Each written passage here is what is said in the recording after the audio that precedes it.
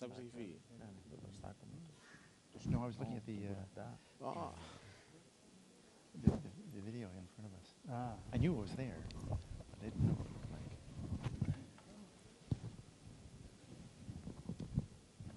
Thank you.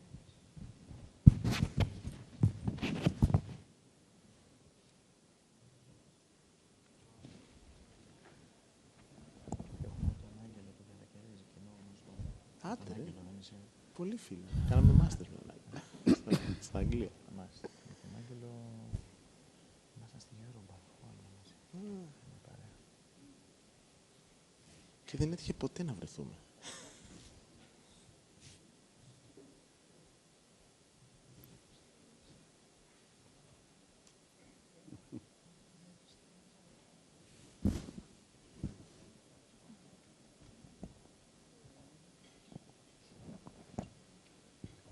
Thank you.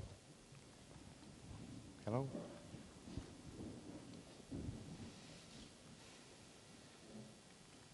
Good morning. Can you hear me all right? Oh, good. In the previous 7 panels and special conversations that have been conducted, we've explored a whole variety of issues and problems.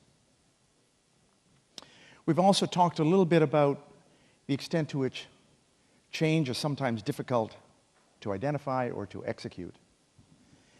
Our panel is going to move quite a way away from those conversations. What we're going to be more focused on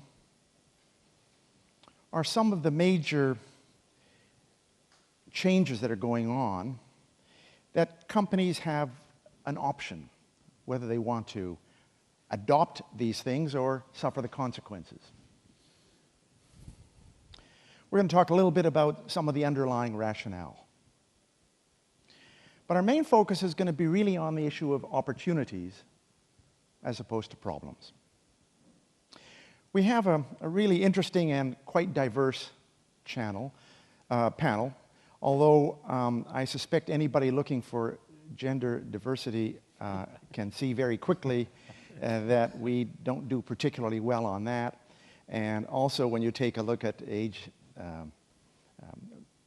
considerations, there's a kind of a high degree of similarity as well. However, having said that, a couple of us have been living in Asia for quite some time. Others of us have been born in a variety of countries, and between us, I'm not exactly sure how many countries we've worked in, but I've worked in about 50 or 60 so far, and I've traveled in over 140 countries, and I know Roger has probably done even better than that. Anyways, I'd like to introduce the panel. Each of us will be talking for about 10 minutes, and that does not mean 15 minutes or 20 minutes. And if I have to signal you, I trust you're going to go ahead and do the right thing. In fact, what I will do is mention to each of you when you've got a minute to go, okay? We have, over the past month as a panel, we have been communicating with one another in spite of the fact that we cover 15 time zones throughout the world. It makes it difficult to organize conference calls, but we've been able to do that. We've also distributed information between ourselves so that we could try and provide some sort of perspective that might be of value to all of us. Roger is going to be starting the conversation and will deal with several things at a fairly macro level. George is going to continue in that same vein. And then we're going to have a bit of a shift. Andreas is going to be dealing with the last mile from his perspective here in Greece. And then we're going to Mehran, who works for a very significant organization providing all kinds of services, to wit Google. And he's going to talk to us quite a bit about having started supply chain activities in his part of Google. And it's been quite a ride, and I'm sure you'll find it very interesting. And then we're going to have Clive bringing it all together in the sense that Clive's experience has involved looking at several hundred organizations, and they've been able to figure out why some organizations' supply chains have been quite successful and others have not. After that, we're going to then have a round table. You can ask whatever you wish. But without saying any more, I'm turning it over to Roger. Thank you, Mark. Good morning, ladies and gentlemen. I'm Roger Crook. I've spent 27 years in the logistics industry. Recently stepped away from DHL, where I was CEO of Global Forwarding and Freight for DHL, with 45,000 people in over 200 countries. Prior to that, I've had many CEO roles throughout the world, working in the Americas, in Europe, or in Asia Pacific. So lived throughout the world and traveled to over 150 countries. So, and right now, I would say that I'm in transition to my next opportunity. What I'd like to talk about is the role of third-party logistics and how they can support more to achieve supply chain efficiency, and also how I see some of the trends in the world affecting supply chain now and going forwards. Some of which we've talked about, some of which we haven't talked about, and from a macro perspective. I mean, we're all aware the world is changing very fast. There's more and more disruptions to corporations. And over the last 30 years, corporations have enjoyed compound average growth rate of about 5% in profit, which is quite significant. And this data comes from a recent McKinsey study. And that really has come by globalization of itself, globalization of supply chains, which many of us have experienced, industrial investment, industrial development, rising consumption, so more middle income as well, and particularly lower labor cost. But many of those drivers are actually starting to slow down, change, go away. And the prediction is that over the next 10 years, corporate profits will only grow at 1% compound average growth rate, compared to 5% over the last 30 years. Now, shareholders are not going to accept that. So that's going to put significant pressure on any management within any company to deliver more. We're seeing some of that obviously currently. I mean, the earnings forecast for Q3, for example, in the US is right now is negative. The trend, it doesn't look good from a corporate profit prediction point of view from McKinsey's, and if that comes true, it's going to put a lot more pressure on supply chain experts, on logistics providers to find ways of improving and getting greater efficiencies, more than happens today. So that's one change, one trend that's likely to happen.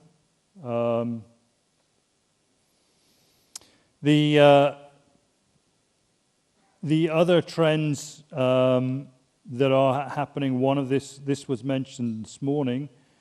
If we look at what's happening with trade patterns and trade flows, there is a shift going on to the southern hemisphere, particularly between Asia and Africa and Latin America. And the dramatic population growth that we see in Africa and the emerging part of the world is really changing the way that trade flows are happening, but also putting increased demand on corporations to change the supply chain, and actually increasing the breadth, depth of their supply chain and how they operate, and increasing the need for more and more global logistics companies to be able to offer solutions to more and more diverse places.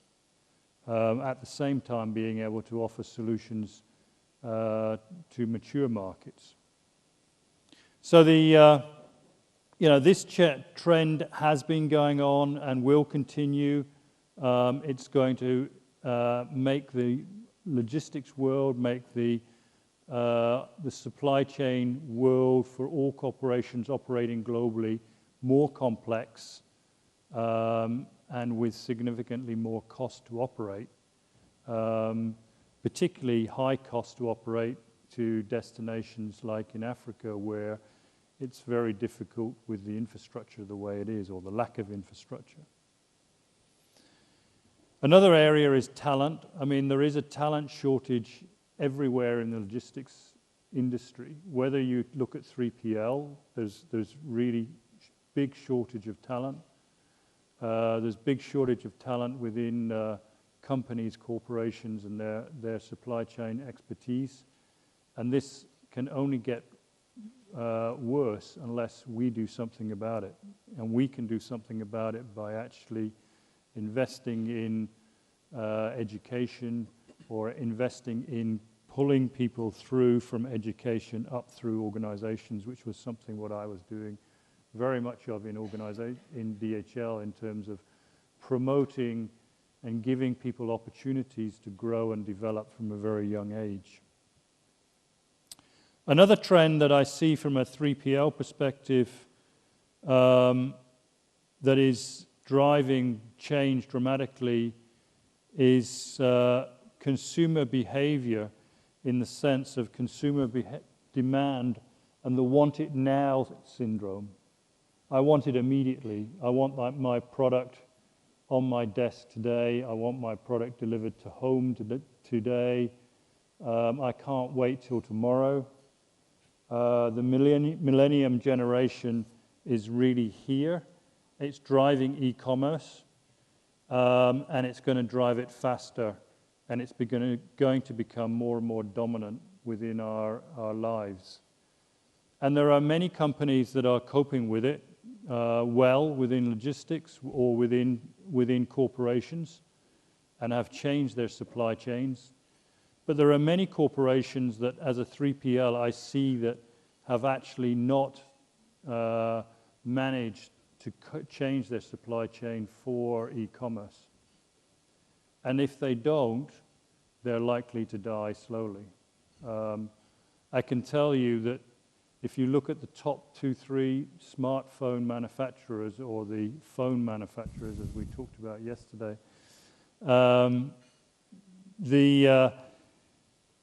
one of them has an exceptional handle on e-commerce, and another one, and I'm talking about the brand names do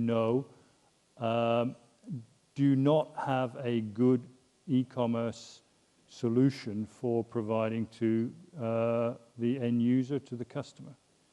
And they're struggling between, do we use distributors or do we use direct to user or direct to home? So, e-commerce, there are big challenges, big opportunities, and this is something that should be on the radar and table of every logistics expert, supply chain expert, and corporation. I think if you look at logistics suppliers themselves, they have a dearth of information. They have huge customer base. They've got a lot of experience of doing business with many customers around the world in different sectors, in different geographies. And this information is not used by many corporations. It was also mentioned yesterday that in the project panel, where customers are not asking, or corporations are not asking the views of logistics providers. They're just telling logistics providers, this is what we want. And this is a gap. And this is an opportunity. And it's the biggest opportunity out there, where if there could be more collaboration on all of these topics between logistics providers and corporations and consultants, then I believe that we can actually solve a lot more supply chain solution needs faster and create much more efficient supply chains in a faster way. So from my point of view, I think that John's book helps a lot from a collaboration point of view and putting the picture on the road in the sense of segmentation and the need to look at it from a customer behavior point of view. But I think also along that line, we need to collaborate as much as possible to be able to deliver it. Thank you very much. Thank you. Thank you very much, Roger. George? Yes, hello. I'm George Ioannou. I'm professor at the Athens University of Economics and Business. I'm the director of MBA International. And yesterday, I had the pleasure to speak about John's book. Yesterday, I had prepared a very well-structured speech, and I had everything written down. And unfortunately, or fortunately, we had to stay outside, and so I had to cut bits and pieces and just deliver something almost nearly by heart. So I said today I will not have any structured speech. I will just come and tell you what I think about some interesting issues, I hope. Well, as an academic, I always go back to the basics.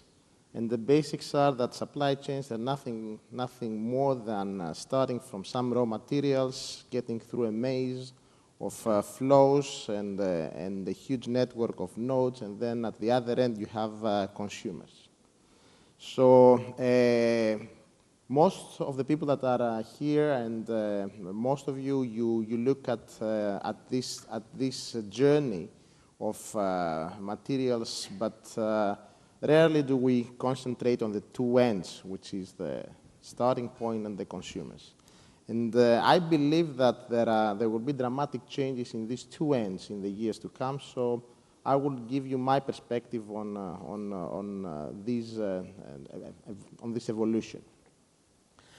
And instead of talking about basic, raw materials that you use to construct products, I will go to the most important raw material, which is energy.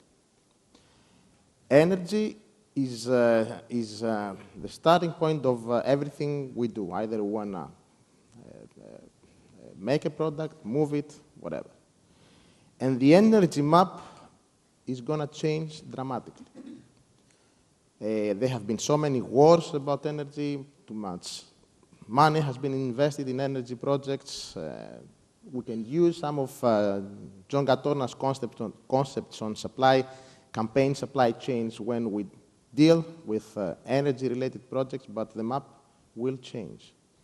In 2015, there was a report, the annual energy report published in the US, and this report underlined that under any economic scenario related to the oil prices, any scenario related to growth, any scenario related to GDP, by 2017 and all the way up to 2040, US will become a net energy exporter. This fact by itself is indeed a huge disruption in the whole area of energy, and it translates into many, many aspects of supply chains, of products, of companies. I mean, if you go back to the early 70s, 1970s, you remember probably some of you the saying of Henry Kissinger, who was the secretary, very, very powerful secretary of the state in the US, and he used to say that control food and you control people. Control oil and you control nations. So just this fact that US will become a net energy exporter will change everything. Right now, there are huge projects that are taking place in the US and this will come through shale gas. Shale gas, I mean, that's the huge revolution of the last 10 years. And so in the US, there are many, at least two that I know, places where they build facilities for liquidation of the natural gas, and then this will be transported using LNG carriers. Okay. So imagine what changes are coming up that relate to this particular event. Okay. And it's not something that we will wait for long to come. It's happening. The second part is, it comes closer to us here in the Mediterranean. 2 years ago, we had a conference organized at our university through the Energy Club that we have within MBA International, the program that I direct. And we had as a speaker the Israeli ambassador. And he was a very senior guy, and he knew what he was talking about. And he was saying, no matter what you Greeks do, the natural gas that we have found will come through Greece and will go to Europe.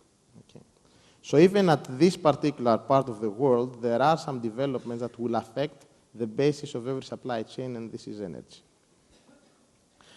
So on the other hand, if we move on the consumer's side, I would like to, I mean, for energy, the year will be 2017 in the US at least. But for the consumer side, I believe that we have already passed the point of change. And this was in 2014, because I believe that was the first time that China became the #1 country in the world in terms of GDP. Actually, what is happening in the whole Asia, in China, if you add up India and the whole Pacific Rim, reminds me of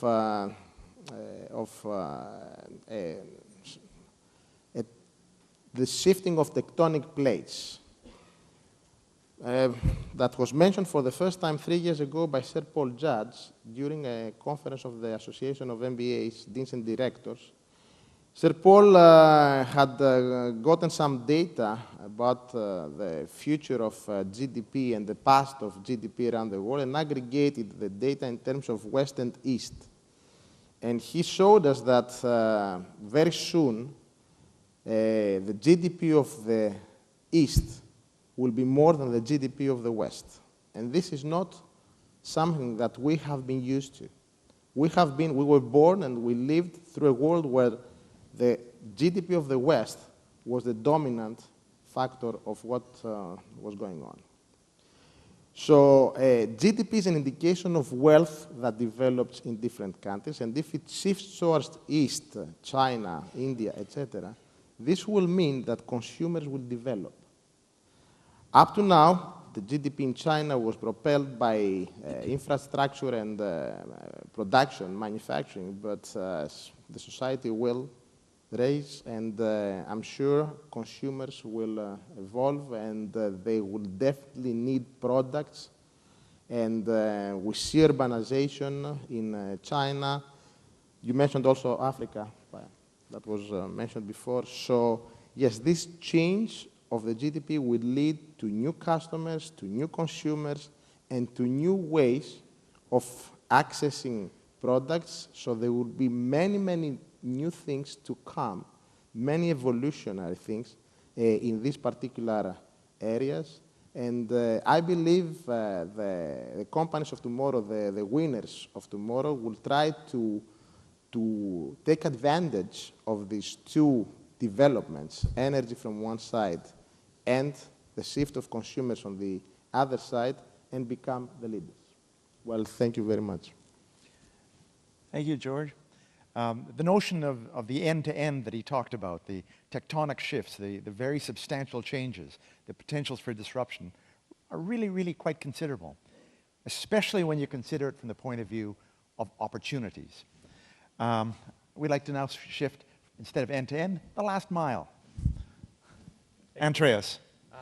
Good morning. My name is Andreas Athanasopoulos, and I have the responsibility to run Dixon's Carphone warehouse subsidiary here in Greece. It's a 100% subsidiary. Is the largest electrical and electronics retailer in Greece, 100 stores, 2,000 employees, $500 million turnover, and a market share around 30%. So it's a significant player in the market. When you have the opportunity to hear macro views about the world, you get terrified. But sometimes you get even more terrified when you have to shift from the macro view into the micro view, and I will try to make it as swift as possible. So I'm going to try and share with you some views on what we consider at our company as perhaps one of the most important challenges we face going forward, which is called the last mile. Now, the last mile, if you look at statistics or books and research papers, it varies from case to case on how you define it, but it can easily consume 50% of costs when you talk about supply chain costs. So you have so from a cost point of view, it's a very important aspect. But it's not only the cost. Recent developments, and primarily the e-commerce guys, have elevated this last mile discussion into a very, very hot potato.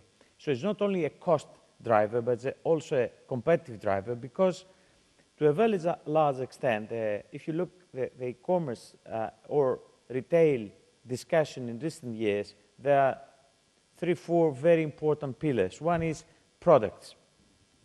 Very likely, in any retail setting you visit or in any website you visit, more or less you will find the same products. And as suppliers of products consolidate, because many players leave from product areas with low margin, you increasingly, not only you see the same products, but you see the same SKUs. So from a product point of view, it's very difficult to differentiate. You move into pricing. Pricing, to a very large extent, has been left to little spies, who they spy one website to the other. So it's a matter of seconds to match prices.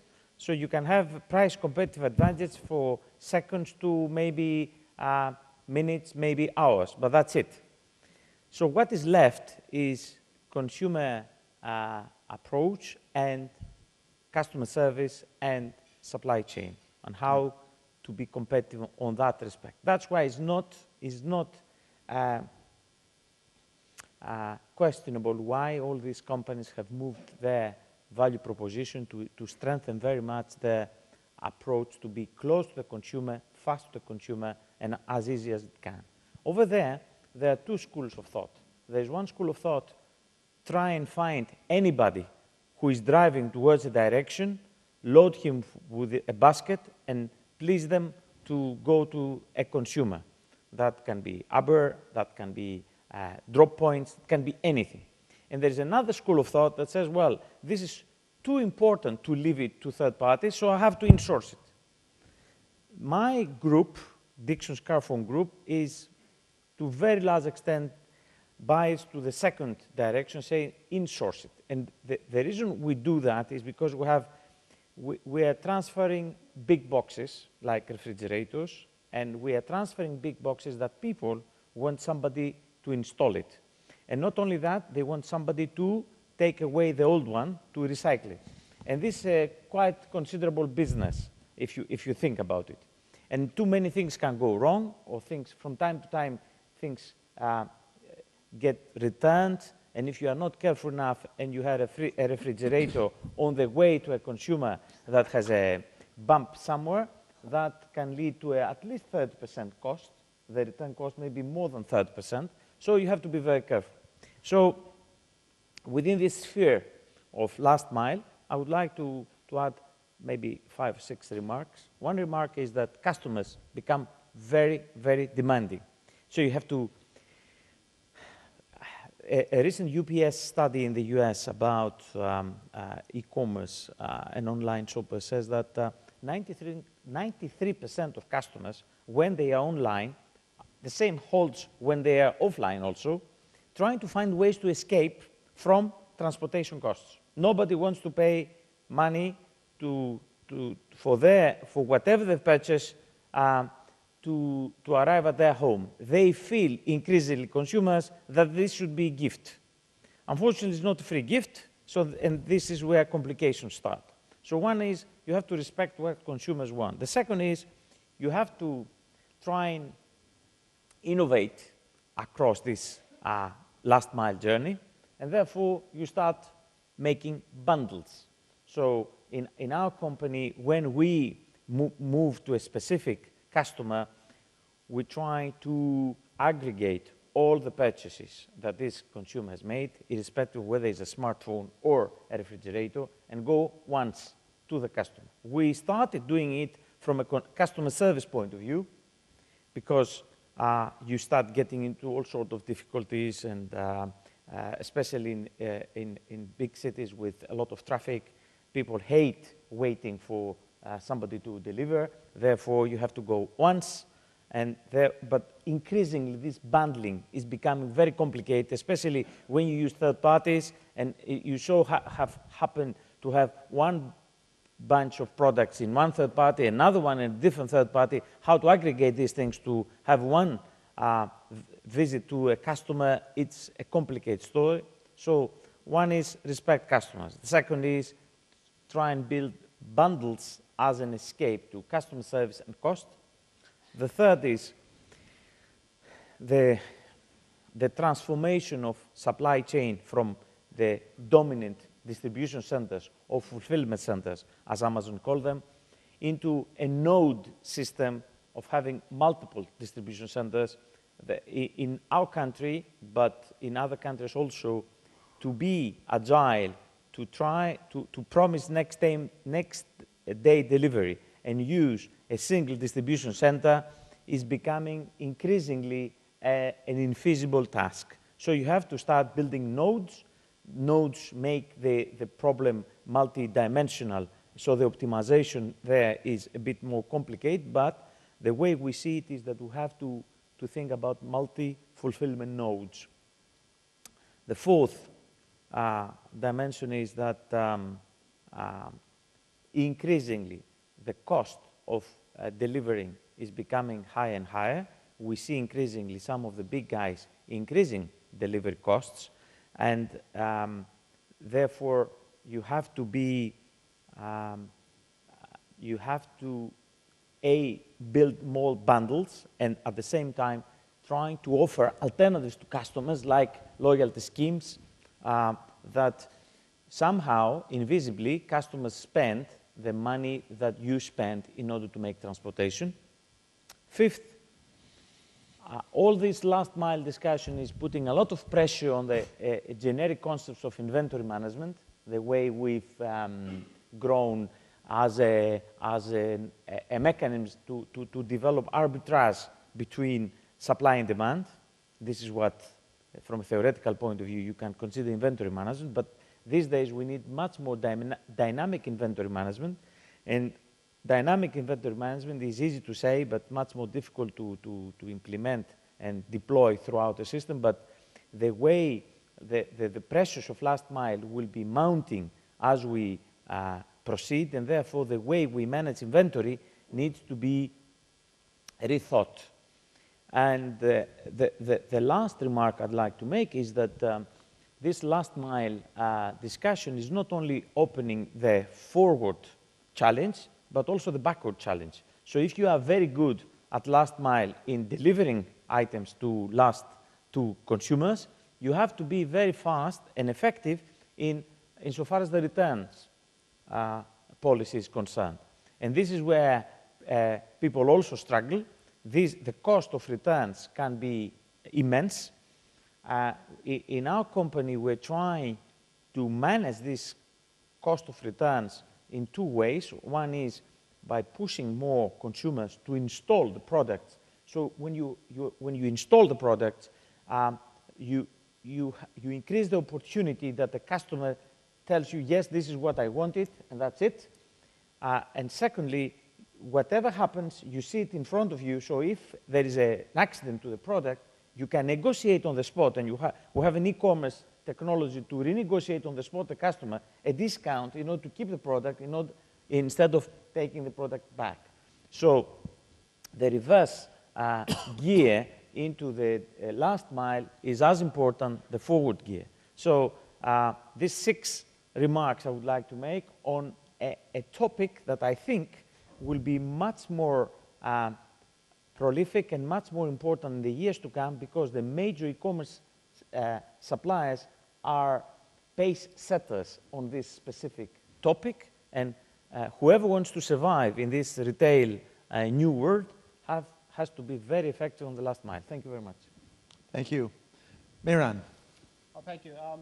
My name is Mehran Ravanpay. I work for Google. I've been with them for 3 years. And frankly, last 3 years, I had to unlearn everything that I've learned about supply chain the last 28 years. And the reason behind it is that the approach is completely different. And I think last day and today, we've heard a lot about the challenges, the problems. We have heard about the processes and tools. But frankly, supply chains are about people. And that's what I want to talk about. I want to talk about the effect of people on supply chain, and especially alignment around how do you create alignment within the supply chain teams as well as outside of the teams. Frankly, Google's organizational structure lends itself to make that very, very easy. And first and foremost is around the hiring process and assimilation. What we have learned is that the how is as important as the what piece. And the way we test for that is we hire folks that they are inherently collaborative. They are willing to work together, and they're not all about I, but more about we, and work as in a team environment. The other thing that it's very important is on the performance side, managers' input is one data point. Actually, most of our peers rate us in terms of how we deal with each other. So actually, we are in the performance season right now, and we're all trying to figure out, what our peers are going to tell us about how we performed last year as a team. So that becomes very, very critical. So once you have the individuals and you bring inherent collaboratives and aligned and willing to communicate and talk, it's all become about the organization. And how do you structure an organization? Again, Google's organization inherently is very flat. CEO level has 35 direct reports. So what that allows is that the communication becomes very, very clear. You don't have to go through this telephone business of, CEO said this and said this and said this. Everybody hears the same message all the time. And the same thing within our organizations as well. So the communication becomes very easy. The other side of it is that the fact that innovation doesn't get stifled. If I have, a team and a manager under that organization, and that person has another manager, the ideas typically don't make it up fast. This flat organization allows quick ideas and getting those ideas and speedy approach to idea management.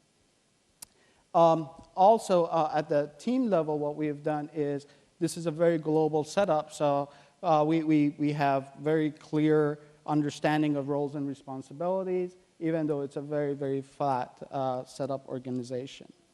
The third piece of that is that the organizations are developed, or teams are developed, not because you have to have a supply chain organization or you have to have a manufacturing engineering organization. Those organizations and teams are put together primarily because to solve a problem. Actually, when I was hired, I wasn't asked to go build a supply chain team. I was asked, how do you get cell phones to the hands of the customer? Or better yet, how do you get Android in the hands of the customers? It wasn't about go put a procurement team together or a planning team.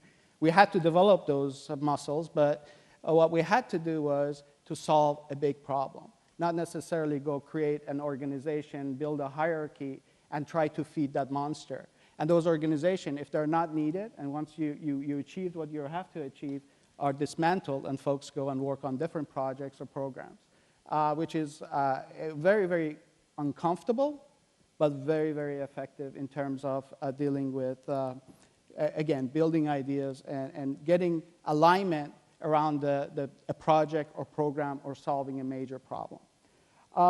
The third piece of it is around leadership. The leaders are not hired based on experience, but based on, again, capabilities. And actually, within the team, if a project changes or a program comes about, if there's somebody within the team that has more experience and knowledge, automatically that person becomes a team leader. Within our team, we do the same thing. We bring the leaders that they know what the problem is. If our demand planning is an issue or planning is an issue, that person takes the lead and becomes the driver of that program or project. Again, very, very uncomfortable situation to be as a leader with many, many years of experience, but again, it works very, very well. Leaders are looked at to have both IQ and EQ. It's a very, very important for us to understand our team members' needs and requirements, both on the personal side as well as work side, and being able to help them and allow them to be successful. Again, I'm looked at, again, by peer feedback that I get from my employees or the team members is around how well I've helped them to be successful, and I get rated that way. The one thing about the organizations, one of the things, like I said, putting a team and an organization together, the first team member that I brought on board, actually Keisha is in the audience, it was around analytics, to really understand what problem we were trying to solve. It wasn't that, hey, we'll go put a procurement team together and start buying parts. It's like, okay, what problem are we trying to solve? Analytically figuring out, numerically figuring out, if you want to get cell phones in the hands of the customer or get Androids more in the hands of the customers, what are the things that you need to do? And then that analytics and data drove the organizational structure that we put in place. And that was very, very important for the team, especially in Google where numbers talk, and we had to have numbers. And then the last part, the objectives, we have talked about KPIs. Actually, what we call it within our language is objectives and key results. It's not around inventory turns. It's not about how your forecast accuracy. It's more around what big problem did you solve, and how close did you get to solving those major problems. So sub-metrics and KPIs within the team obviously have those traditional supply chain metrics, but primarily what we're looking at is how many people actually did we touch in terms of getting Android or Chrome in their hands, and solving that problem. And better yet, and how many people do we allow to have access to internet and get more information globally? And that's the metric that I'm measured. And actually, it's very gratifying to have such a huge objective team-wise. So I think between individuals that we hire, the team structures that we put in place, an organization, the leadership that we have put in place, and the way we measure our metrics, we have really created a huge alignment within the teams globally to be able to all march towards the same goal. Again, I came on board 3 years ago as the first consumer hardware supply chain person, and now we have grown the team to be a large organization. It has some of the traditional components, but primarily, again, we are very, very focused on solving major problems, and that's how we have keep the team aligned to work together. And I think that's a very basic way of dealing with issues. Just one little quick question before we get to other questions. When you talk about solving problems, are you really talking about optimizing opportunities? Basically. So optimizing opportunities, but yet, again, I think what we're looking at is beyond first understanding opportunities, yes, and then going after the opportunities, and then going about optimizing those opportunities. Thank you. Clive. Yeah, thanks, Mark. I remember being told a long, long time ago that if you wanted to survive as a supply chain leader, or indeed as a consultant, you needed to align your priorities to the leadership team and the CEO. And there's two recurring themes that come back to me every time we go in the boardroom, and that is people and execution. And they're the two things that seem to come back time and time again when you're having the senior level discussions. So I'd like to elaborate on that a little bit and then share some thoughts on a behavioral model that we've come up with through research with Cranfield and various other companies. Let me say a little bit about the FSO consulting model, because I think it's a little bit different. It's a work in tandem model. So that means we're actually partnering with the organization, with multinational companies, over the roller coaster of the change. You know, and the reality is change is difficult, it's a roller coaster, and we're privileged to be riding shotgun with some of these companies during that difficult journey. And what we often hear is CEOs are seeking the power of one. So they're seeking one global operating model, they're seeking one agenda for change or transformation, and they're seeking 100% people engagement. Now, when that's driven from corporate HQ, you can immediately, I think, see the challenge, because that implies a one-size-fits-all solution. And then when you actually take that into the regions and into the markets and start working with people on the ground, on the shop floor that are doing the daily work, it's no wonder you then get resistance. So actually what we're seeing is we're seeing lots of opportunities around companies having that vision, but having the flexibility to locally adapt in order to the context and the local conditions. And through that, actually creating a more competitive and more powerful model. And equally, I think we're seeing the value of the feedback loop coming back into the organization, creating some kind of virtuous circle. So let me elaborate a little bit more about the people dimension, and my colleagues have touched on this, the human dynamics, the engagement, the alignment, and the behaviors. And I think it very often starts at the top in terms of when you go into a company, you can often smell the climate. You can smell whether that organization is going to be open and responsive to change. But I feel that the leadership team often creates an issue in the sense that they do not often communicate in a clear way strategies to a granular level of detail. And the consequence of that is that strategic goals, targets and so on are very often fuzzy. And we very often find that there's a need right at the outset to deploy strategy at a much lower level of granularity to really understand what the organization is trying to achieve in terms of competitive levers, competitive attributes, and translate that into what it means for people at all levels of the organization. I think the other point I would make about people is we talk about triple loop thinking. You know, the first loop is do things right, you know, perform to the standard, comply to plan or whatever. Then there's the do the right things loop. That's more strategic. That's more about tactically balancing the supply chain in a correct way, balancing the organization in a correct way. But we feel there's a triple loop emerging now, which is how do you decide what's right? And this is more appealing to the leadership-based principles. What's the greater purpose you're trying to engage the organization in? And how do you connect that so that people follow the right kind of behaviors and react the right way when under pressure? I think the Japanese used to call it the Hoshin Kanri in terms of strategy deployment. I think we have a graphic to share, don't we, Mark? Is that possible to fire up on the screen? I don't know.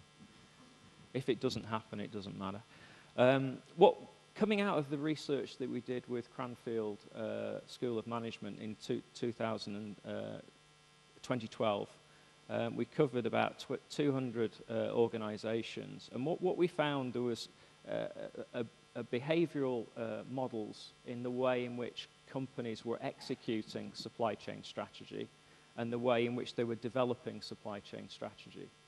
And what we saw is companies that were getting successful implementation successful business results coming out of their change programs were those that were continually evolving and adapting their strategies. And equally, they were building capability to be able to develop strategy and evolve strategy as a continuous process. So they've got a sensing ability in their organizations to be able to understand what was happening in their ecosystem. Equally, we found companies that were less successful at managing those changes.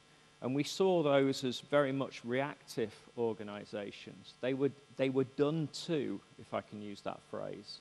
They were dependent on the other parties in their supply chain. They were the opposite of the orchestrators. And they tended to approach supply chain change as a very much a reactive thing, like, you know, we need to build a new warehouse because we've run out of pallet spaces, being the typical reaction. So if you are interested in seeing that research, there is a white paper that can be downloaded off the website. Let me go on to talk about execution now, because I think the other conclusion coming from the research was that CEOs generally see supply chain transformation as problematic and high risk, both from a personal perspective and from a company reputational point of view. Investors and stakeholders are generally lacking patience and lacking tolerance in non-performance of supply chain governance or change. And that in itself is creating nervousness about the leadership of supply chain transformation. So what we're seeing is a tendency that CEOs want to unlock the power of supply chain around growth and competitive advantage, but they want to do it in a very progressive way. They want to see that the results can be banked quicker. They want to take less risk, and they want to do it with consensus where possible. In other words, they want other people with skin in the game. And I think therefore there lies the issue in terms of alignment. Getting buy-in to supply chain transformation from cross-functional stakeholders is an absolutely key success factor.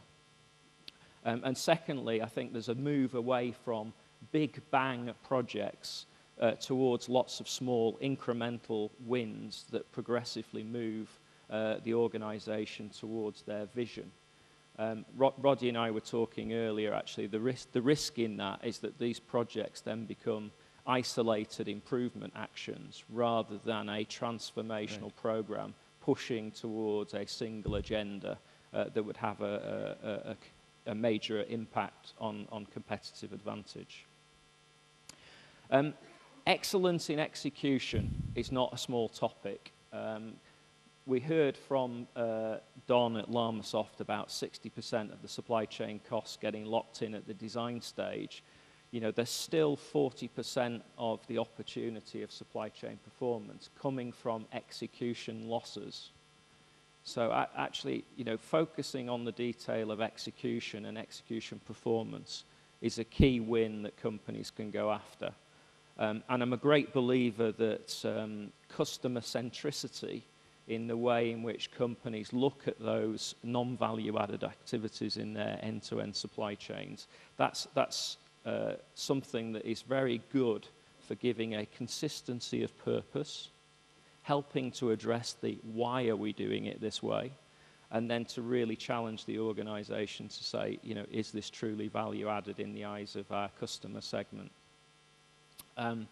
I've become also a very big ambassador and advocate of continuous improvement. I was asked by Heineken back in 2007 to help them transform their manufacturing performance improvement system, which they call TPM, transform that into a working, systemic working model for the end-to-end supply chain. And it was not easy. Because the language of manufacturing is not the language of sales, it's not the language of marketing, it's not the language of business process. But in essence, the foundation principles behind Lean and TPM are equally relevant and can be applied to great success. And again, it's a fantastic way of driving engagement of colleagues within the organisation. And I guess that's really the last point that I would make, which is what we're seeing is a merge of performance management and behaviour management. So there's clearly been a tendency for businesses to lead and manage using the rear view mirror. They don't look forward. So what we're seeing now is actually a whole leadership movement emerge that is trying to influence the input behaviours. So work with colleagues to develop the right behaviours. You can manage those performance behaviours at a granular level of detail. You can support people to adopt the right behaviours. And in doing so, in securing those behaviours, you have a much higher chance of guaranteeing the outcomes of success, both in execution day to day, but also, I would argue, in terms of strategic transformation. Thank you very much. And as I mentioned when we started about 51 minutes ago, I was hoping that what we were going to do in this set of discussions, which we have been carrying on among ourselves for the past month or so, would have some kind of logic to it. And what we've done here is try to talk a little bit about macro considerations which can provide opportunities. But then just to do that is too open-ended. So then we looked a little bit at the last mile. Really critical. I mean, the last mile, it only accounts for 50% of your distribution costs or something like that. It's only 50%. I remember hearing a really interesting discussion by the leader of Maersk, who was saying to the other panel members, do you have any idea what it costs to ship from a factory in Asia running shoes, sneakers? They sell for $100 or $200 or $300 a pair. Do you have any idea what it costs to ship it from our factory, from the customer's factory, to a distribution center anywhere in the world? And everybody looked and they sort of wondered, 35 cents. And then you look at the last mile. Kind of interesting. Okay, we've gone through this sort of thing. I don't know if you have any kind of questions. If you do, shoot. If not, we can go for lunch. Over here, the lady more or less in the back on my right.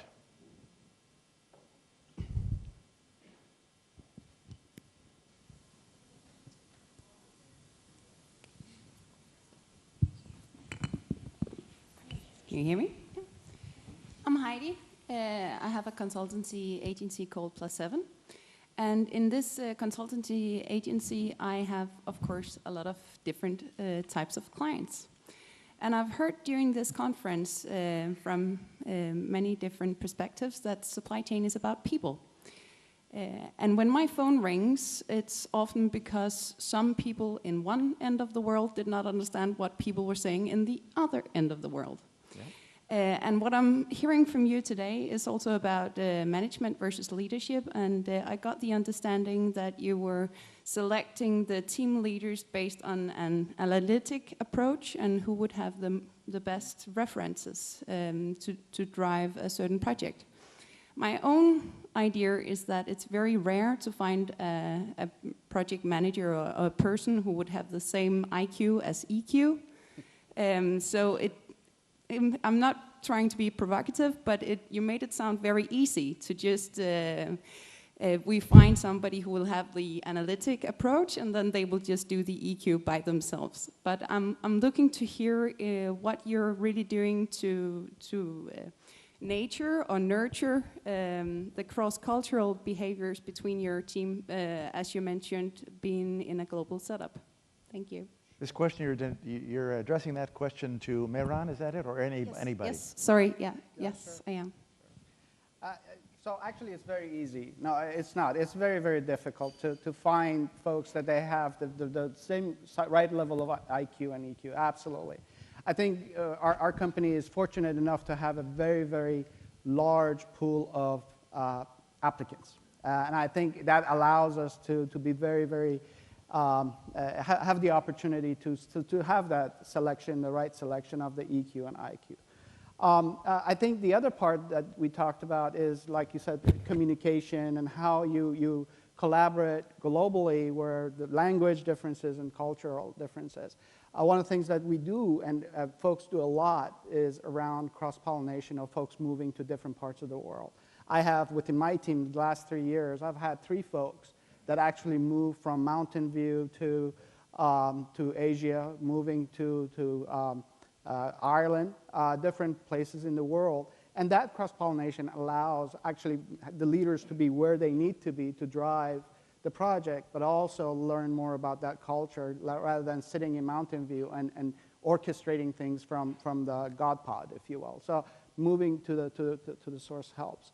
The other part of the EQ and IQ, what encourages that is lack of tolerance for leaving dead bodies behind. There is no reason that you need to have dead bodies behind to get execution done or executing to a program or project of that way. I think that really sets the tone within the company that first you have to be a good human being and have a good emotional intelligence. 2, hiring people that they have that, and it's not easy, but like I said, we have the opportunity to do that within the company. And the third part of it is cross-pollination within the organization, moving people around to different cultures, learning about different cultures, and encouraging that. And part of that is what we call the 20% project, that people actually are encouraged to pick projects that they are passionate about. Like, for example, myself, I'm very passionate about certain DNA diseases. So I've been involved with some of the tasks and programs that the company is working on to work. It has nothing to do with supply chain, has nothing to do with Android, but that actually allows us to be more participating in different projects and learn about other parts of the business as well. So what is quite clear in terms of your question is that if you don't select people who are prepared to be collaborative, it doesn't matter how smart they are. It doesn't matter a lot of things. If they aren't prepared to be collaborative, there's the door. If they are, then there's some other requirements. And I think that's really critical, because so often what we do is we put ourselves in a box, and then we say, how do we get out of this box?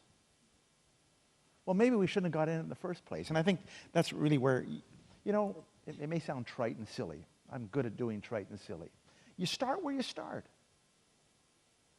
Exactly. Anybody else?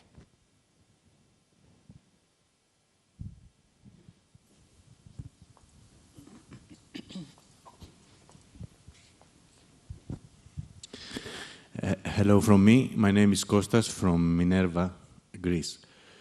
What we see nowadays is that in terms of supply chain or business modeling, we are moving from cost-based competition to a time-based competition. As we see, you discuss we see many conversations about last mile delivery, etc. So in terms of, I think it's a matter of supply chain redesigning, of course, but at the same time, it's a matter of organizational restructuring. So the structures of supply chain at the moment, and also the business models, are built in order to control the cost. So we have procurement departments, manufacturing, logistics, planning. When we put to the equation the time, the element of time, how can our business be restructured in terms of organization in order to tackle this element? I'm just going to suggest one thing. There's a notion that most of us have heard about. It's called alignment. If you're looking for the alignment issue, now you can get a solution. If you don't, you're going to be digging really hard. That's my view. I was going to ask John what he thinks, but I see he's not prepared to answer. I don't think maybe he doesn't quite understand the intricacies of alignment. Anybody else? All I would like to add is that, unfortunately, time is raising cost at the power of, I don't know, whether it's 2, 3, 4, 5. So it's not a cost issue, it's a multiple of cost issue, because time is cost. But the only way to address it is not by trying to be responsive on the pressure to be fast on the last mile, by reducing the costs of the traditional supply chain, because it will break at the end of the day. If you want to minimize very much your costs, you can close your company down. It will be zero. So the challenge, as far as I'm concerned, is that supply chain on some aspects of retail is becoming progressively mainstream business. And it's not part of the business. It's becoming mainstream business. And that is going to provoke major changes on the way things are run these days. Thank you. Oh, no, hang on. Wait a minute. There was... Okay, go for it. Thank you. Good morning. Good morning. Abdulaziz Al-Babtain, Himma Logistics, Saudi Arabia. It is really interesting discussion today and yesterday, and it confirms that this industry, even though it is evolving since only 30 years or so, it becomes really structured industry. It is now, it seems it will be bottleneck for other industries, manufacturers, engineers, and those who are shifting their items and products from all around the world. They need it to be quickly at other side of the world. This bottleneck, it is opportunity for the supply chain industries. However, I think we can't achieve that unless we find some sort of collaboration, integration between this global and local, because at the end of the day, it is the last mile. It will continue as a local effort, local, whatever you do globally, whatever Google or Equal will do in their software, in their application, unless they have these capabilities at the last mile, they will not be able to achieve what they want to do. It takes me back to my comment yesterday. I think the leadership of this industry globally, they have to find a way and collaboration, portal. The demand side for e-commerce, it is easy they build their capabilities. Easy they put portal, they bring the items, the customer, they buy easily. But the bottleneck and the challenge and the opportunity, it will be in the delivery side. So I hope, and I was hoping that we see more initiatives. How can we link these supply chain globally? Thank you. Thank you very much for your comments, and I'm sure all of us on the panel agree with you completely. Any comments? Well, Next. I would just say specifically about Saudi Arabia, which I think is ranked something like number 48 in the logistics capability list, so fairly low down the list of countries. So I think there's a tremendous opportunity in your country in terms of debottlenecking the supply chain. When you look at the congestion in ports like Daman, you know, I think better coordination, synchronization of the supply chain will help certainly deliver more value in the market. And I know there's a lot of frustrated multinationals who work in Saudi Arabia who feel that there's a very poor relationship management between their distributors in country and the principals that own the brands. So I think, again, another relationship management opportunity. Thank you. Evangelos. I fully agree with George Ioannou issue about the movement of GDP from west to east. This is also one of my observations through the years, but till now I don't have the clear answer to this question, why this happens. This is, if there is something on this, any comment, I will be very happy. Resources. I mean, if you go back in history, everything started back in the East. And the reason was resources, natural resources, things that are there. Okay. I mean, you don't have exactly the same set of resources in the West. We exploit better the resources in the West, maybe, but resources are in the East. So that, at least, I mean, I'm not an expert on that, but that's what Sir Paul Judge insisted on when he showed us this graph some years ago. He said that everything has to go back to the natural resources. So maybe that's an answer. I'm not sure about that. I have a feeling, I now live in Asia, and I've been living in Asia for the last 6.5 years. Roger's been living in Asia for quite some time. I've had the chance to work in about 20-odd countries in Asia, from Southeast Asia to South Asia to Central Asia to Western Asia. And there's no real simple answer, but I can tell you that a lot of places in South and Southeast Asia have what I call a can-do attitude. You go to places like Vietnam. It is amazing the extent to which they were able to rebuild a country that was savaged unbelievably by war, and were able to do an integration between the so-called North and South. They had very low skilled resource base. I remember when I first arrived in 2008, and people said, oh, you're going to this communist country, and I was in Hanoi, and I walked down the main street, and there I see ticker symbols for their stock market in Hanoi, 2008.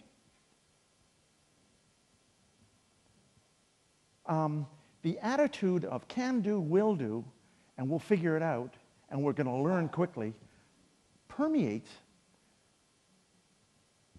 that region or parts of that region.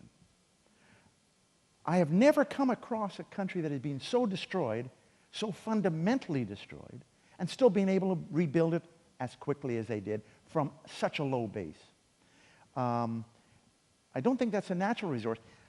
I was lucky enough in 1970 to spend a week with the planners who were working for the then Prime Minister of Singapore, Lee Kuan Yew, and they were telling me how they were going to fundamentally rebuild this country. No natural resources. They had, you know, they had people, and I listened. As a development economist, I said, wow, these guys really have some good ideas. And I said to myself, but their chance of success is somewhere between 0 and maybe 1%. That tells you how right I was. And what's amazing is to think that from 1970 to 2014, when you look at it on a purchasing power parity basis, Singapore went from being way down. I mean, they had a per capita income lower than Jamaica, lower than Malaysia. Now it's 5.5 times higher per person than Malaysia, and probably 15 times higher than Jamaica. And it's the highest in the world. Can do, will do. And what was even more interesting is, as a foreigner, if you wanted to go work there, and you were quite good, you could do it. And if the locals went ahead and said, why are you giving all these jobs to the foreigners? The answer was simple. You do better than them, you'll get their job. Keep setting the bar higher. Can do, will do. I'm sorry. Anybody else? Yeah, I'll add to it. I agree with Mark. The can-do, will-do attitude and the entrepreneurial spirit is really driving significant growth. And I think we underestimate in the West how far it's already got with the magnitude of billionaires in China is far bigger now than it is in the US, or the number of millionaires in Asia overall. And the growth of middle population in the next 10, 15 years is going to drive GDP significantly. So the shift that George has talked about is actually going to increase. And so the GDP over the next 15, 20 years will really be significantly different in Asia and as a result of middle income growth. Mark, and just to finish that, some people are going to view those as being insurmountable challenges, but the winners are going to realize the opportunities outweigh those challenges enormously. Yes, Clive? I'd just like to come back to the point I made earlier, which is, I think if you're sleeping on the shift, you'll get out executed, because Absolutely. Execution is fantastic in many of the developing markets. Absolutely. One last question.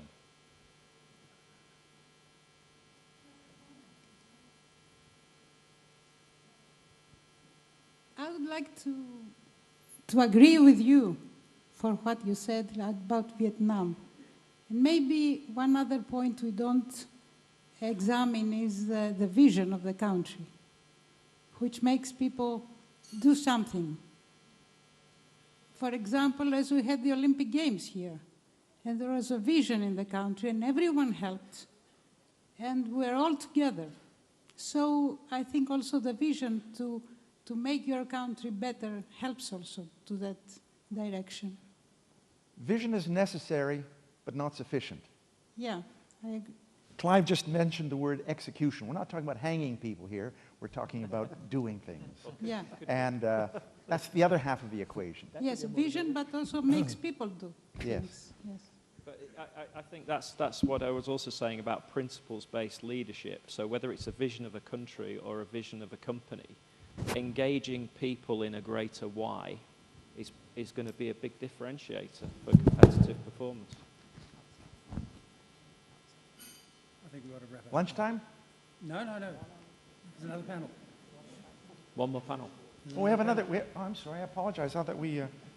You're very we've gone hungry. over time, and I really do apologize for that. Sorry?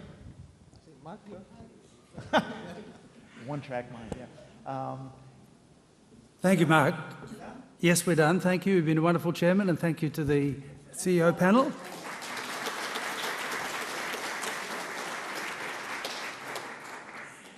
I'd like the next panel on achieving social license to operate to come up and get mic'd up as quickly as possible, please. We've got one more before lunch. Lunch is not ready, so don't head for the tables just yet. There'll be nothing there. That will come, and it will be more prompt than yesterday. So we have a panel now, the last one for the morning, called Achieving a Social License to Operate in Sustainable Sensitive Operating Environments. Do you mind?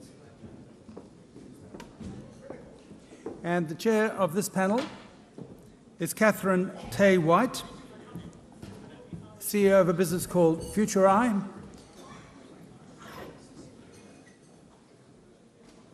And she is an expert on using approaches to social license to operate that integrate public policy, risk management, and foresight.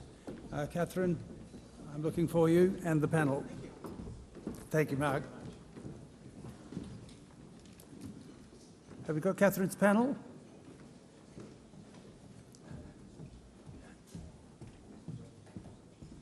They seem to have absconded. Maybe they're out rehearsing out in the back room.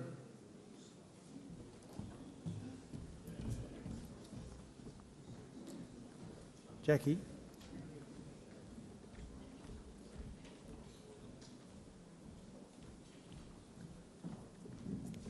Anybody seen a lost panel?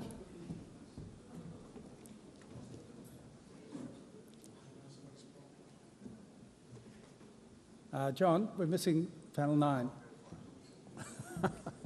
I think she's got them all being rehearsed in a back room somewhere, so. We'll have to keep it a bit tight because you're dying to have lunch.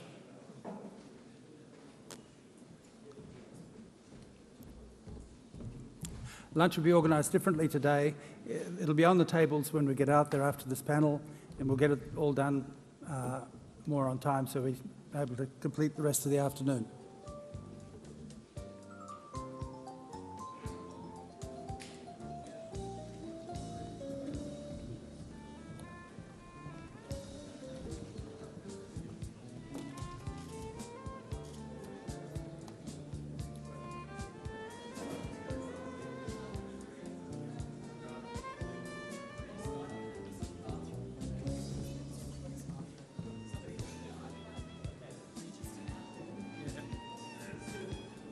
If you've lost your iPad, it's in one of the bathrooms. I have it here. I'll give it to Jackie.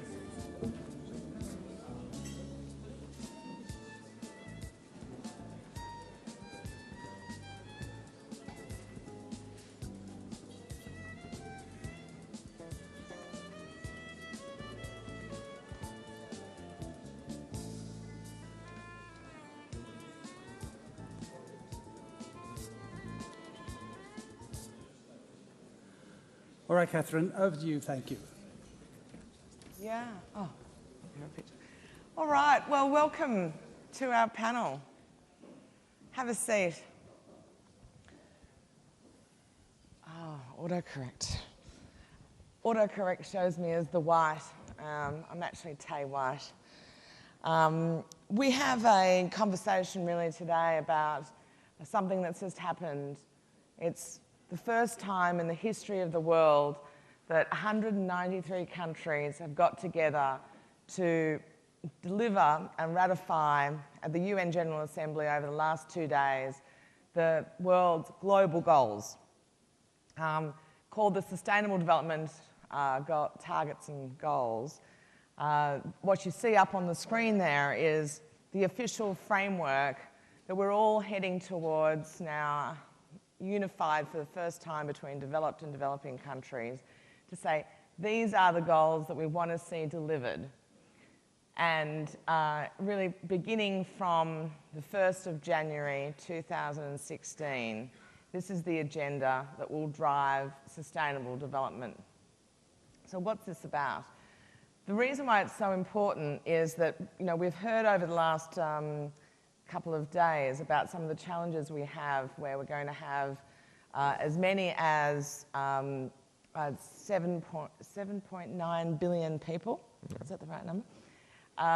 By 2030. So we have to clothe, shelter and feed them. And to do that, we have to halve the footprint and double the production, some say. We have to increase the capacity to resolve conflict. We have to have organisations that are able to predict, manage and resolve conflict easily. So we've got some rather significant changes to make, not just in terms of how our consumers interact with products or how governments resolve or reform, but how our supply chains achieve what we call a social licence to operate. And what that means is predicting the expectations, not just 1 or 2 layers down the supply chain, but as you saw with Rana Plaza, all the way through the supply chain, in fact, now.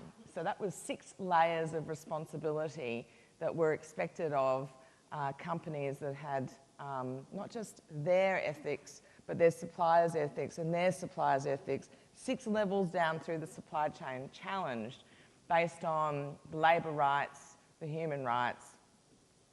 Compensation was paid and a huge amount of brand damage was done.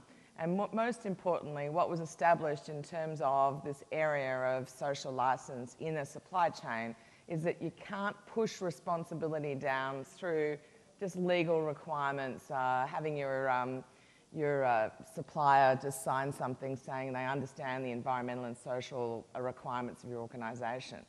So big companies like Unilever, big banks like Westpac, they're all starting to work with their suppliers quite collaboratively to drive a sustainable outcome in their supply chain, to take some responsibility beyond the legal requirements. So what our panel's about today is to really share some of the insights from around the world about how we can make some of these goals come alive. So just to sort of highlight them, the first one, no poverty. The standard or the expectation there and the targets that sit underneath this are able to be brought out to bear by one of our great case studies. So I'd like to turn, if you could introduce yourself and then tell us about your great case study of what you're visioning for the supply chain. That would be great. Good afternoon. Mahendra Singh. Till about recently, I was associated with MIT formally. Now I am in transition, doing some entrepreneurial things. What I'm going to share about is there are 4 different studies, in fact, we did in the recent past, I would say last 2 years, that covered palm oil. We covered agri supply chains, which was, there were 4 food and 2 vegetables that we studied, as well as grain. And these are all in Asia, just for the sake of just keeping the countries anonymous. And the whole notion that we were looking at is that a lot of these retailers, the big companies, they all talk about being sustainable. There's always this carbon. There's always this issue about deforestation. We all talk about these things, but why is this happening? Is this just because people who are doing these supposedly bad things, they don't get it? Or is there some sort of a lack of communication, that how come people in the West or the consumer is very much educated about these issues, whereas people who are at the other and the most upstream part, they're not sort of playing game according to the rules? Why is this happening?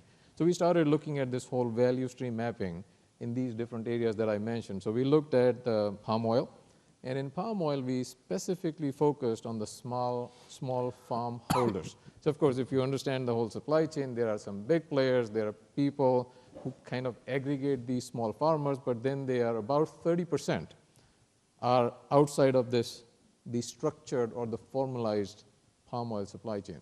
So these are the people who act in a very supposedly not the right way. The behavior is not acceptable, the deforestation goes up, the practices, the farming practices are not sustainable. Then we did the same thing in agri-supply chains. As I mentioned, we studied end-to-end. We went up to the farmers. We looked at how the fruit was moving, how the vegetables were moving. And the last thing was on the grain side. Now, this is much more the government procurement. Farmers were producing grain. And in all these, there were a lot of similarities. Farmers, when we talked to them, this was going to the ground, talking to the people, interviewing them, well-intentioned folks. There was nothing wrong that we found as far as discussions were concerned, that they did want to do the right thing. When we talked to them further about some of the practices that they were following, it became very clear as we put all the supply chain pieces together that it was purely about financial incentives. Yes, there is a lot of educational value. I think if we can educate them, give them some sort of instructions, guidelines, that would be very helpful. But it came down purely to financial flows. That when you start looking at how money moves and the product moves and the information flow moves, there are these intermediaries who step in and sort of tweak the incentives in a way that it forces the farmers to do things in a certain way. It forces the whole, it skews the whole value chain in a very unexpected way. And some of the things we understood from this whole value stream was that when the retailers talk about doing the right thing, they talk about it, but they don't back it up with the financial rewards. They're always, the procurement guy in the big companies, he's always looking for low cost. They're always trying to meet their own objective, although they will say that I want certified product, I want to make sure that the product is of the right pedigree, but when it comes to paying for it, they will say, nope, I need to go down, I need to buy as cheap as possible, and then when carbon discussion comes up, they will go and buy some certificates. So it is about a very misaligned incentive because the procurement guy is not looking at doing the right thing, they're talking about saving the money because the pressure is there. When the farmer is asked to change their behavior, it is going to cost them more to do the right thing. And there's no financial reward for doing the right thing. Even if they produce what they're producing, if the demand is there, they will eventually sell it. There is always a channel. And I'm not really talking about channels being there in agri or commodities. It happens even in pharmaceuticals. I know even in the US, you look at more developed countries, there are about 7 to 10% counterfeits that are moving into the supply chain because there is always another channel. If you have a consumer, a person willing to pay for something, product will find its way. So it is one thing to ask for the right thing, which is what the developed part or the retailers or people with the brand worry about, but not backing it up is where we see the big problems come. So all these 4 different supply chains we looked at, in fact, we looked at dairy as well in Asia, same issue. And what this causes is nothing else but lack of transparency. People hide things, and that leads to a tremendous amount of waste. In India, for example, if you look at the agri products, about 40% of vegetables and fruits are wasted. It's just waste, which I think is unsustainable. It is damaging the environment. Same thing happens with grain. Just miscoordination of supply chain. It just sits at one place. It is uncovered, one rain. You have infestation, you have wastage. People are dying of hunger on one side, and on the other side, you have grain and food rotting. So I think just as a starter, if every company that has some sort of a relationship with a product that has that sort of sustainability issue, just understanding, just going down to the most upstream level. And in addition to the product flows, having a financial understanding of how the money is moving, who is getting what, who is keeping what value they add. Just simple questions like this I think to us it was very revealing. We haven't found a solution. Obviously, this is a social issue. It's a very difficult dilemma. Yes, there are certification agencies like RSPO, MPO bodies, and then there are others in the dairy as well as in the fruit in India. But it's the intention should be followed up with good actions from the consumers, I believe. Yeah, so I mean, just picking up on that, for everybody to know, there are things like the Marine Stewardship Council, which is trying to put sustainable fish on the table. So even though we have 40% of the seafood or the wild-caught fishes have 40% reduction in wild-caught fish, the idea of the Marine Stewardship Council was to be able to provide some certainty, some sustainable fish on the consumer's table, if you like. They've met a natural ceiling of about 15%. So even if there's demand for sustainable fish, and there is a concern that there's so much wild fish caught that it's actually reducing biodiversity by 40%, which is a staggering amount. And obviously at some point we're going to be challenging ourselves on the rate of biodiversity protection in the oceans. And that's a significant challenge. Even if consumers want it, we're not going beyond the 15%. That's the same in sustainable timber. That's pretty much around the same for responsible palm. It's the same for sustainable beef. So one of the challenges here in terms of supply chains is that the market isn't working to deliver the outcome the consumers are saying. So even if you do see sometimes consumers buying in this way, they aren't getting the products aren't coming through. So we've been looking at what the reasons for this mismatch are, and some of it is down to the intermediaries, as Nahan had talked about, but it's not just about intermediaries, it's also about what's the incentive for a producer to jump on. It's what's the financial benefit, what's the reputational benefit, what's the social norm in the countries within which they're operating. So I would like to turn to Hugo to just introduce yourself and to talk about a case study where you've been working on in Brazil, where you've been establishing a new norm in the supply chain. So thank you very much, Catherine, and thank you for being here. We know that talking about issue 2 for the next millennium, that is no hungry, and we are between you and food. So let's do it the most efficient way. And the efficient way is talking about collaboration. My life, entire life, 37 years, was working in the food retail business in Brazil for multinational companies. And for the last 1.5 years, I am a senior advisor for retail business with Accenture in Brazil. No CV. And that for this, one of the things is that we will talk later in this afternoon at the last panel about conscious capitalism. And one of the things that I have been seeing, and I have been in the past executive vice president for supply chain, is that supply chain, that is how was mentioned, probably a word invented by McKinsey, it should maybe change now for supply solution chain, because it's just about solution.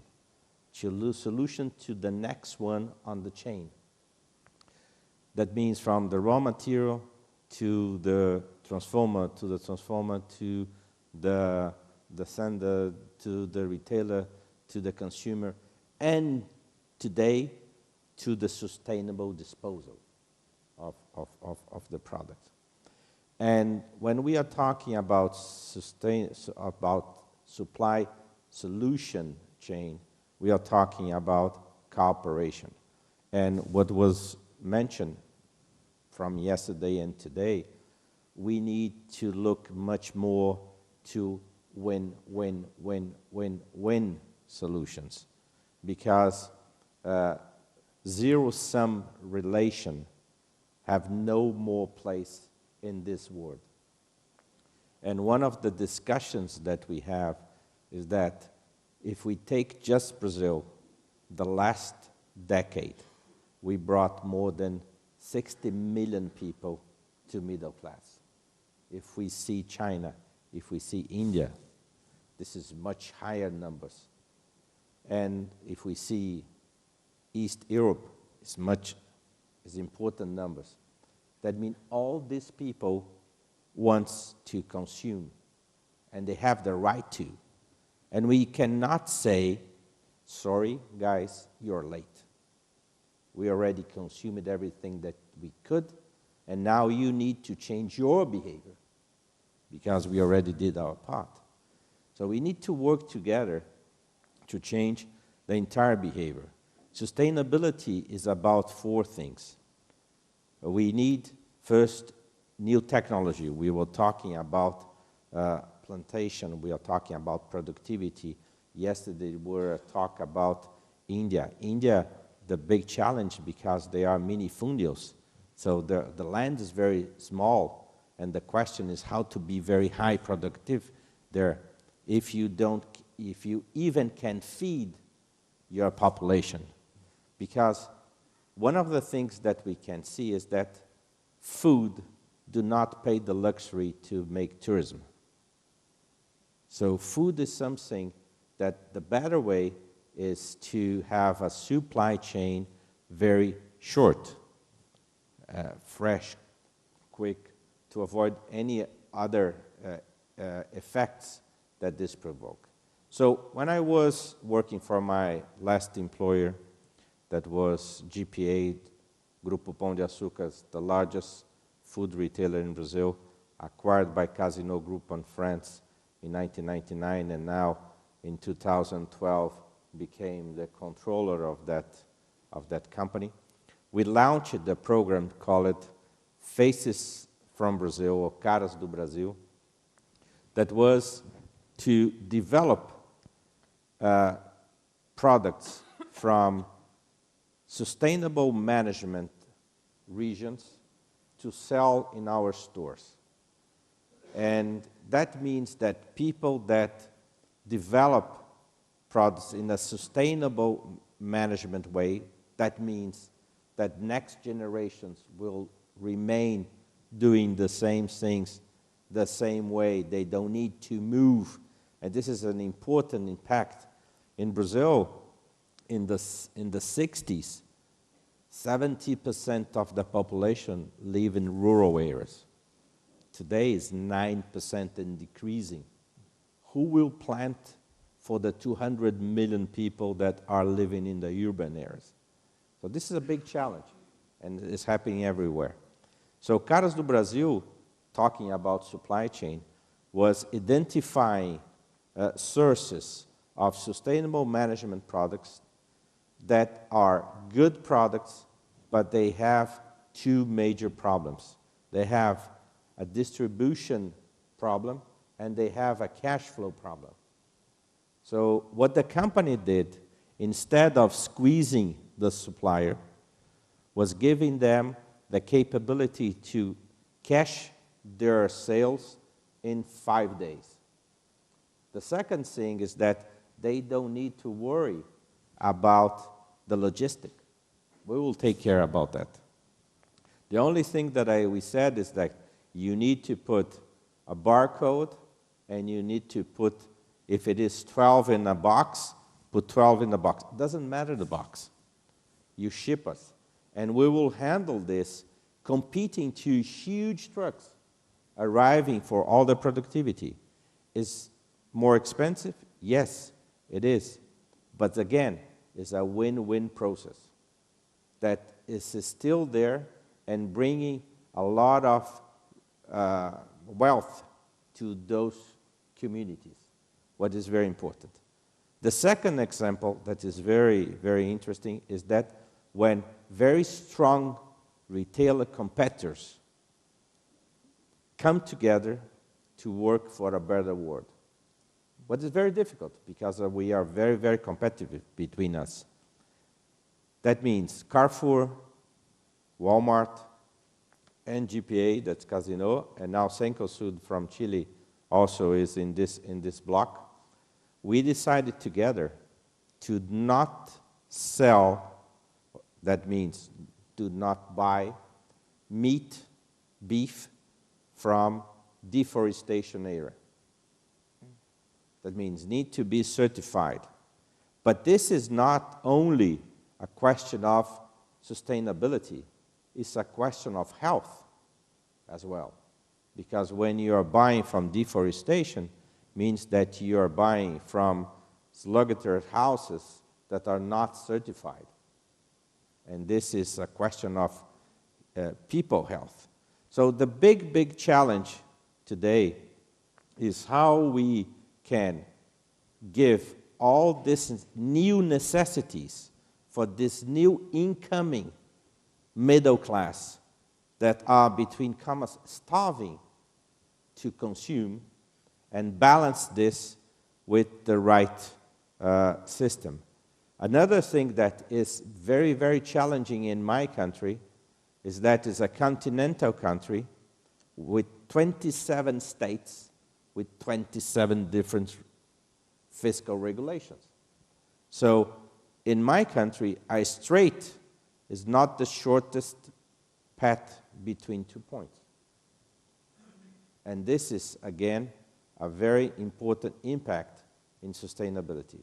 So the idea is how we keep the things more local, how we give back wealth to the population that work in that place to keep them where they are and reinforce their roots. Yeah, they're great examples. I think the thing that brings it out to me is that once upon a time we could just have a sort of singular focus. So you could think about deforestation and just not buying meat from that area. And now with the global goals, you're actually being challenged to say, and also how can you do that in a way that reduces poverty? How can you do that in a way that might improve climate change outcomes? How can you do that in a way that improves education outcomes? And there's a great case study that I know of in Brazil where Mercedes was, as a measure of trying to reduce deforestation pressure, were putting a product, which is like a jute, into their car seats. So they were, on one hand, trying to create a conservation outcome with the community so that they could end up having an economic driver where they weren't able to then go on and cut down trees. And they were able to do something that was a good corporate social responsibility outcome, and it was also cheaper than what they'd been putting into their car seats previously. So it's cheaper, it was better, it was giving a good deforestation outcome, those sorts of things. And they're the kinds of exercises or projects or collaborations that are going to become just more and more mainstream in your supply chains. As an example, we're working on one at the moment on palm oil in we're scoping out at the moment whether it's in Liberia or it's in Indonesia. We're not entirely sure, but the structure of what we're trying to do is not dissimilar. We're trying to say, what can we do that might be good to reduce deforestation pressure and enhance the local community and reduce the tensions on land conflict and enhance raw materials supply for our clients who are supply chain, need to have palm oil in their supply chain. And the sorts of ideas or models that we're working to is to create real clarity around what are the dilemmas that everyone has, because we've all got quite different dilemmas. And if you look at the example in Indonesia, at the moment some of the palm plantation owners face this quite complex series of dilemmas, which is they've been told by the government that they've got a piece of land, that they've got to deforest within 18 months or they lose the land. And then they've been told by the community that the community does not believe that this is a license that's a genuine one. They think it's corruptly and unethically brought to bear. So they've got community challenge and they've got activists challenging them. And then along comes a consumer-facing company who says, well, we don't want to have deforestation type products anymore, so if you don't deforest in a particular way that fits the Greenpeace agenda, then we won't take your product. So here's a plantation company that's really got three major different forces impacting on them, and they've got to be able to resolve those problems and resolve them in a way that keeps the government satisfied, you know, resolves the land tenure challenges, resolves the activist challenges and the community concerns, and delivers a product which will provide a, you know, secure supply chain for palm. So you can see it's quite complex and not easy necessarily to resolve. So what we're doing is working through declaring what all of the dilemmas are, understanding the issues from a 360-degree point of view from everyone's perspective, and then seeing some acknowledgement of that and getting a shared sense of the vision about what do we want to see as an outcome in this land that could align all of the different interests to create, as Hugo was saying, the win-win-win outcome. What's the alignment process? Get a shared sense of the vision and then create a conservation agreement and then create a way of evaluating the progress of that. So the idea there is, in the end, you have a secure raw material supply, but you're also delivering something back to the community. You're also giving the government what they want, which is some access to royalties, etc. So we're going to need to be able to be more and more, I think, sophisticated in terms of our problem solving on these issues, because there isn't singular dimensions, it's multiple. Just in terms of preparing for this panel, one of the conversations that we had that I'd like you to maybe elucidate more on is the example that in terms of alleviating poverty, we've been told for years what we need is we need to have a bank account and we need to save. And as soon as that happens, then you can get micro loans and you can sort of end up being able to hit the bottom of the supply chain, bottom of the pyramid and alleviate poverty. I think you've come up with some really interesting, challenging ideas about actually an alternative to that, which it'd be great for you to share with us. So could I just quickly point to a couple of things that Hugo mentioned, which were very interesting, I thought. One thing that I've seen with the retailers or manufacturers is that they have very little understanding of where this product is really coming from. I think exactly what you did in your company, that if you could go and understand that these are the farmers, or these are the sources, or the SMEs, what it could be, what are their challenges? In many cases, it's just cash flow, and you all understand this. It's a matter of just somehow extending your credit. It could be as simple as that. But understanding and asking the question that why is this person not doing something that you want this person to do, if it is not a lack of understanding or education or training, it is purely cash. To say that we are victims because we could not find a better supply, I think is the wrong way of looking at it, or to be doing this blame game that these are bad people. I think that has to change. People don't do this. And what we had seen in the research when we talked to the companies, when we showed them this whole financial flow, that there is this middleman who's taking the money, and we found out this middleman is not always bad. They play a very important role. When the farmer, for example, his wife is pregnant, wants some money, bank will not loan them money. The middleman will give them the money. And once they give the money, they have the control. Similarly, if there is an accident, there is something else that they need immediate money, the system is set up in a way the banks are not going to give you any loan. There is always this working capital crunch. If you understand this, and for you, it is just a matter of saying, okay, my receivables, 30 days, 20 days, there is a very small, maybe perhaps more a notional benefit in your organization for that moving the receivable payable equation, working with the float. You can do a lot more with that extra buck or two by giving this person or extending credit to this person and unlocking their true potential. So I would suggest just looking at your value chain, look at the financial flow, look at how people are adding value along the way, and where are the constraints, and how you can have these people sort of remove some of the roadblocks. It'll go a long way. So that would be, I think, a very important step where you can, by doing something very simple, become socially responsible. Now, there's something else that we have realized very recently, and I started working with another company, and this is about base of the pyramid. Now, we have been talking about base of the pyramid for a long time, And the question has always been, how do you tap them? How do you make money out of this?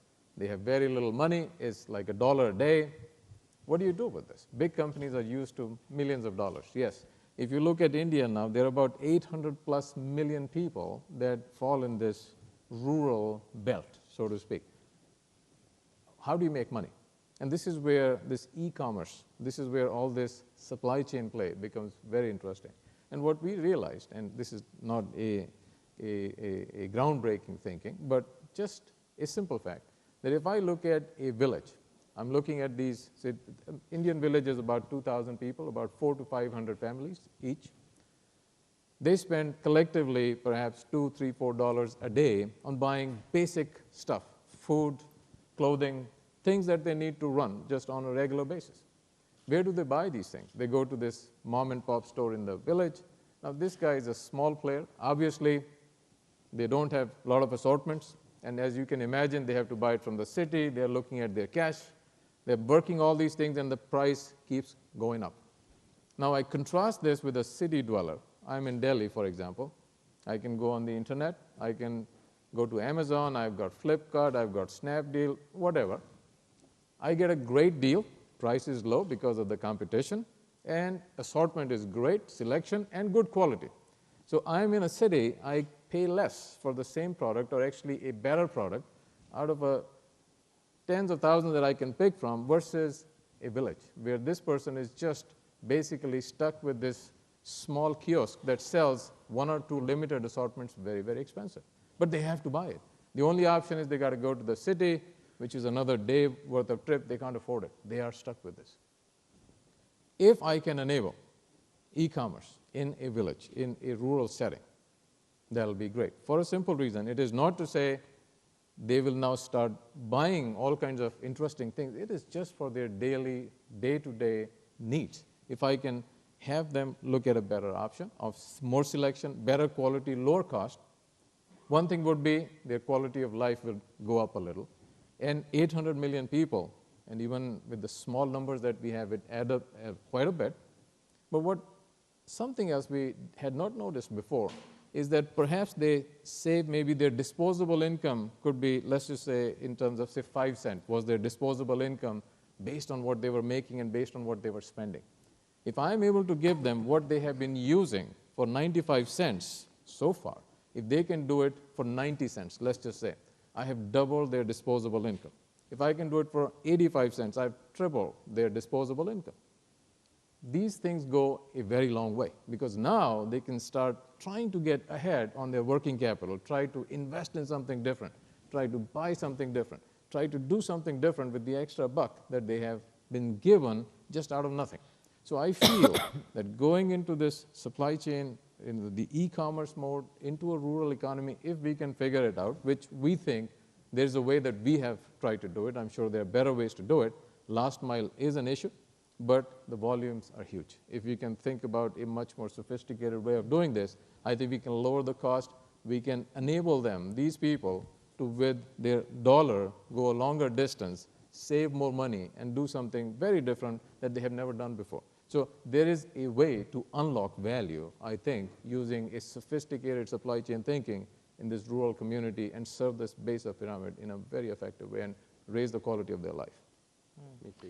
Yeah, please. Well, one thing that is very interesting that you said, that a study that we made in Brazil, because during many years I was the CEO of 2 Brazilian chains that was focused in the base of the pyramid. And one thing that you only learn is when you make a study, a deep study of living in their houses. That's what we did, because it's easy to go up, it's very difficult to go down. And going down, we discovered 2 things. First, poor people don't want to be reminded that they are poor. And don't think that you know better than they do. So this question of assortment, if you can offer in e-commerce and do maybe through apps that go to mobile. We say smartphones is for rich people. No, smartphones is the most democratic way that poor people get into the internet. Not only to social media, but especially to how they can buy the things. The question will be this last mile. The question will be how I can deliver to all that people. And this is the place where probably the parcel companies get more responsible, where they could be public or better efficient, in many places private. And in some countries like Brazil, the mayor is very efficient, so he can do it. But he needs also to charge what we call a social charge to be faster. They are fast, but they need to be less expensive. And taking what you said about deforestation, for example, one thing that very few people know in Brazil is that everybody that tried to export Brazil is a very complicated country, but 95% of all the electronics that are sold in Brazil are manufactured in Brazil. And when people say this is a protection, maybe it is, but the majority of them are manufactured in Manaus. Manaus is the capital of the Amazon state. And the reason is because there is a duty-free area. And doing that is for one reason: reduce deforestation. And the last decade, Brazil reduced 82% of deforestation in Amazon. And the reason is because if you are doing this product there, you're generating employment. Because people in the Amazon do not deforest just because they like. They do it because they need to live. And if you generate another source of working, they will not do it. Mm. Yeah, I mean, it brings up an interesting model that Michael Porter developed called shared value, that Nestle and some other corporations have been executing. And there's probably that sense of, well, where in the supply chain can we get an outcome that's good for the environment, for the community, and deliver an outcome that's good for us on a consumer level. And in terms of the experience of shared value, looking at it through our lens, which is a sort of a social license lens, what kind of resilience does it buy Nestle to be doing this kind of work? They can see that there's been some reductions in terms of slavery when they go in and actually look at what drives slavery in the two African countries where they get the majority of their cocoa. It's because the agricultural production levels were low, and when they go in and actually increase the agricultural production, they're able to reduce the amount of slavery. There's a direct relationship between those two things. So therefore, they can essentially increase a sense of shared value in the supply chain and at the same time do some protection of their social license. What I mean by that is the license of which people would say, you have a right to operate your industry, your company, because you have a set of values which we see as aligned broadly with the values that we see as a social norm. So in the case of slavery, we know that there is it's an unacceptable concept, and yet we have 1.2 million new slaves going to the supply chain every year. It's a massive problem. At the same time, we hold a moral value that says it's not okay, and the question has to be, well, how do we use our companies to seek to resolve those as much as possible? And this is one of the challenges in terms of supply chains that I'd like to explore as well, which is it's not a simple set of relationships necessarily, but how do you use the supply chains to drive a good outcome? And how do you do that in a way that builds a social license with consumers? So when consumers choose to buy your product, they're buying an effort from you to try and resolve some of these really significant problems. So just coming back to Hugo's point earlier about the last mile, we realized, so I went to some of these villages, and when you just sit and watch what people do, you would find these youngsters, they were just running around on bikes, doing nothing. And there were autos, there were small trucks, they were just lying idle, doing nothing. They may have some work, perhaps in the morning, in the evening, but nothing else. And the idea was there was no way, easy way, to aggregate all these things in the past. Now we have a mobile phone, we have marketplace, thinking like Uber. Everyone has a mobile phone. A smartphone in India now costs $30 US. It's not very cheap, but it's not very expensive also. There are some people who can afford this. Or even using a text-based system, using a feature phone, they all have feature phones. So technology in this case, absolutely, is able to aggregate the supply, which is just sitting idle there. What you have done now, you have monetized that supply. You have given these people who are not making money from their asset to make money. So you have uplifted their way of living. So you are serving the village using their own resources in many ways. So you don't even have to think about a postal service or such. In this case, it is a matter of using technology, thinking differently, and getting these people to realize that they're part and parcel of the modern economy. But what happens, the next thing that where we want to go is now what you have done is you have made a rural economy transparent. See, earlier, right now, I don't know who buys what in a village because it is done through a mom and pop store. I have no idea about their buying pattern. I don't know what they do. But once they start coming to a e-platform, or m-commerce, I know who they are. I know where they live. I have the demand, very specific point of sale information immediately. Once they become visible to me, this is how this village buys, this is how this family buys. I can do analytics, I can do different types of things. So for us it has been, I look at mobile phone, I look at different tools that are available to ask a different question. The things that were unservable before, not anymore. These people can be served, you can improve the quality of their life, you can give them more money back in their pocket, and you basically crank up a virtuous cycle that I think would go a long way. So for all of us, I think it is just a matter of asking questions that, okay, there's this consumer base, how can I do it differently? Or there's a supply base, how can I ask a different question? And it's all there. I think it's a matter of putting it together. Well, that's a good point to actually just throw to you in the audience. Are there any questions or comments that you'd like to make so I can bring you into the conversation? Yes, we have one. Thank you.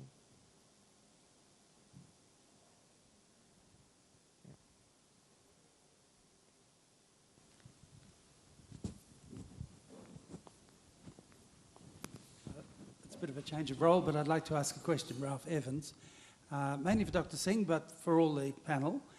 Now, when Uber comes into a city anywhere and sets up its service, there's generally a big negative reaction from people who've got a vested interest in the taxi business, in whatever form it takes in that city.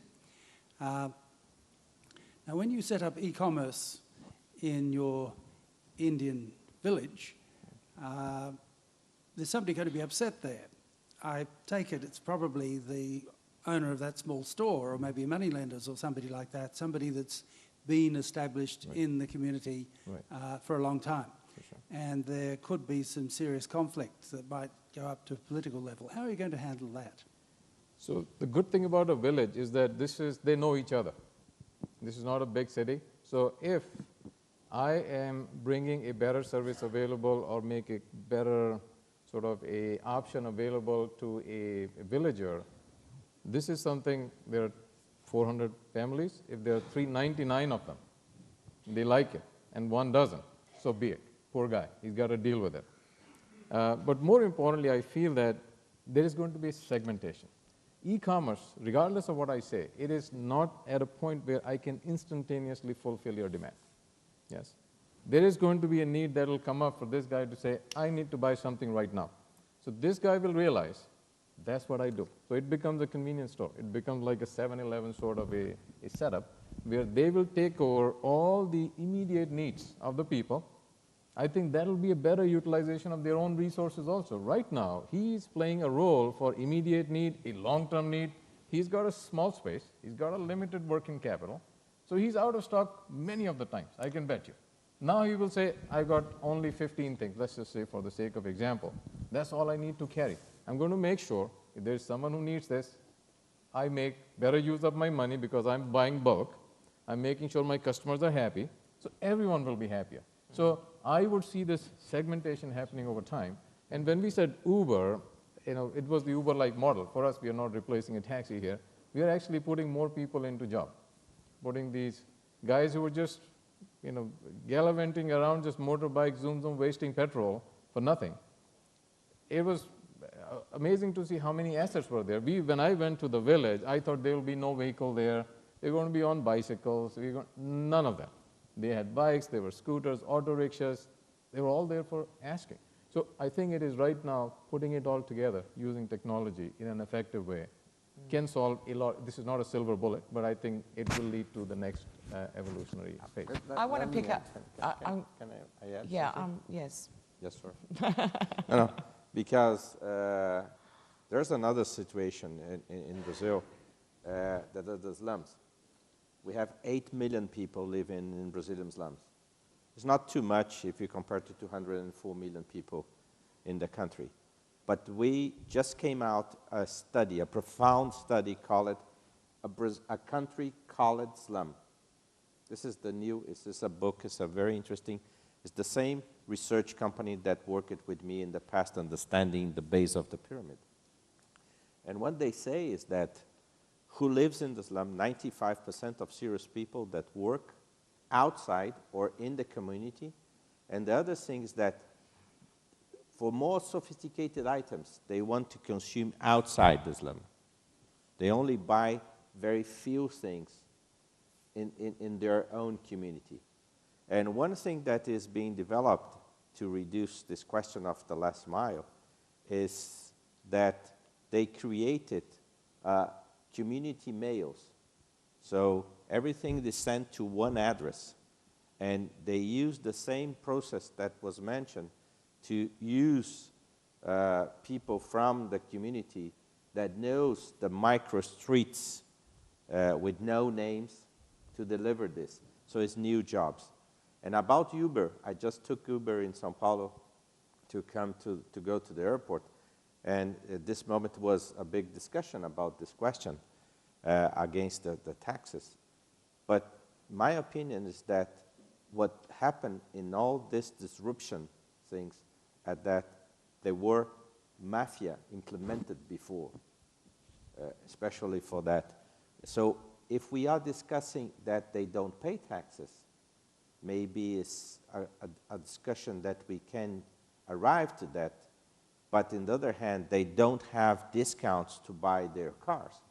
They don't have many other things that the taxi drivers have.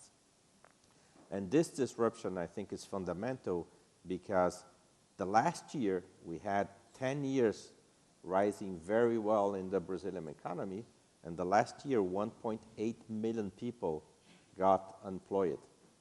And when I speak to the Uber driver, he said, "What are you were?" I work in metallurgy, and now I was fired. And the thing that I found was this, and this is very decent now to work. So this is a lot of discussions about how you can make a win-win. Yeah, I mean, I also ask an Uber driver every time I go in how they find it. And in Australia, they're finding themselves on the breadline with very small amounts of money below the average wage, and because of all the additional costs and all the rest of it. So there's some challenges there around what do the new companies that are disrupting actually embed in terms of sustainability and the existing labour standards, human rights, other things. I'll come to you. I just want to pick up one thing, though, that you said. When you said there was 399 villages that might be for it and one against it, you just say bad luck.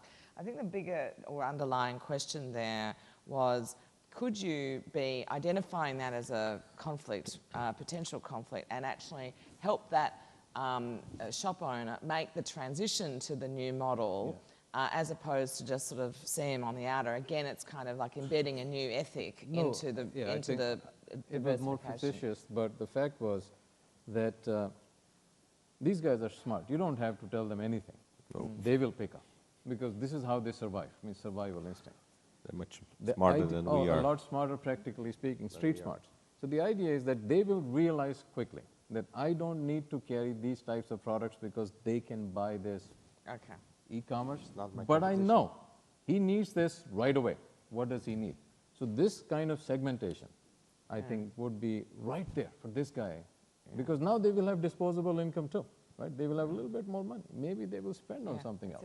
And if this is mom and pop. If he discovered this, and he is smart enough to discover, and he create a complementary product, a selection, assortment in his store and say, come and pick up in my store what you bought in the internet, maybe he can do a complementary business as well. There could be many number of things. So it is not about, it's not a conflict, it's really about segmentation. Good, thank you. We have a question over here. Hi, I'm still Heidi. In my, however, limited... Can you introduce yourself again, sorry? Yeah, I'm Heidi. I have a consultancy agency called +7. I'm from Denmark. In my, however, limited spare time, I'm quite involved with a non-profit organization called Junior Champion International. And I just wanted to raise a comment here because we've been talking a lot about the last mile and the importance of that. But I also want to draw the attention on the first mile and the importance of that, because we did a case in Brazil where we had to solve a situation where sadly a lot of people got killed by they got hit by a car in the intersections when they were walking on the streets. And the first idea to solve this was to make the infrastructure better so that the ambulances would reach the hospitals sooner, so we can bring down that number. But actually going deeper and deeper into the case study showed that this was not the problem. The problem was the light by the intersections and the signing for the pedestrians, or what's it called, people walking up the street.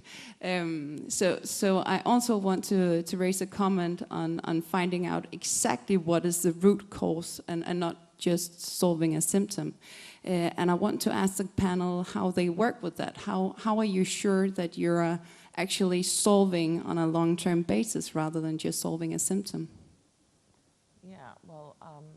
Thank you very much for your question. And you're right, the first mile is very important. Someone mentioned that, I think you mentioned, that we are losing a lot of products that go to waste, especially food.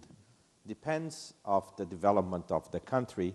This could be in the first mile, it could be in the last mile. What shows is the most developed country are wasting food at the last mile, at the supermarket shelves. In my country, I'm sure 50%, 40 to 50% from the first mile is not arriving to the customer. And the reason is because we are not prepared to this. So one of the things is about traceability. So with traceability, what we can do is help those producers, those planters, those agricultures to prepare better things and the way that they can flow their merchandise to a warehouse and the warehouse to the DC and the DC to the store to the customer. But if we say this is your problem, and as was mentioned, I want to squeeze, the last panel was saying about that, what matters is the procurement guy was the lowest cost. The lowest cost is a sum zero, and a sum zero is unaffordable. We cannot take it anymore, because what we'll do is that small companies, medium companies, and many other companies will die for this thing. So one of the things fundamental is how we can increase and how we can work to help this, I would say, basically in agriculture or very small companies, to have them provide their products to the big or to the large retailers, helping them in the first mile and avoiding that product will damage or just thrown away. This is a work that we are trying to do, especially in Brazil, not only for food retailers, but for non-food retailers. When we say, for example, apparel. Apparel is a big challenge as well. In the other side, to guarantee that during the chain, you are not working with slavery, we are not working with other things And Brazil is a large producer of apparel as well for local consumption. So just if I could add something to this. Absolutely right. The first mile, I think, is very important. And in fact, we are thinking that would be one great way to boost the rural economy. Because I look at India, every village has some very special handicraft or something, some food, something that they make is very unique to that region or to that actually very local area. The challenge is it has no visibility. So the earlier question was not about the first mile, it was visibility. Now we believe with the internet, with e-commerce and m-commerce, you look at Amazon, I don't know how much of it is Amazon products, but how much is it from other suppliers? That if the portal that we have built is that we can ask these guys to put up their products on the website and to sell it. So first of all, we make them sellers, and then we will say, we can pick it up. You don't have to worry about the logistics. So first mile, last mile, I think we're starting with the last mile because the demand already exists. The supply already exists. We just have to connect the dots. Once we have done it, once we have worked out the financial, how the money flows, now you have to bring new suppliers on board, and that's where the first mile will become critical. But thank you for asking. That's a very important point. But I think this is very important if the big e-commerce business work as real marketplaces. Yes. Because if the small business try to do his own e-commerce, m-commerce, he will die for lack of traffic. So he need traffic in the internet. So he need this marketplace. But this marketplace needs to do much more than just promote the product. Need to collect the product, need to distribute the product, to do that. And in a fair way, so this small business will make some extra money and good money in a sustainable way. Yeah, okay. Thank you. We've got 2 more questions. We'll start with you and then move over. Thank you. Hi, I'm Alan Braithwaite, LCP Consulting. I spent a few weeks in India a couple of years ago and walked the villages. I don't have the knowledge you do, but I found it fascinating. One of the things that struck me on the buy side as opposed to the sell side was actually that the wholesale networks and the trade buyers were actually very coercive, and that there didn't seem to be the co-op structures that you might find.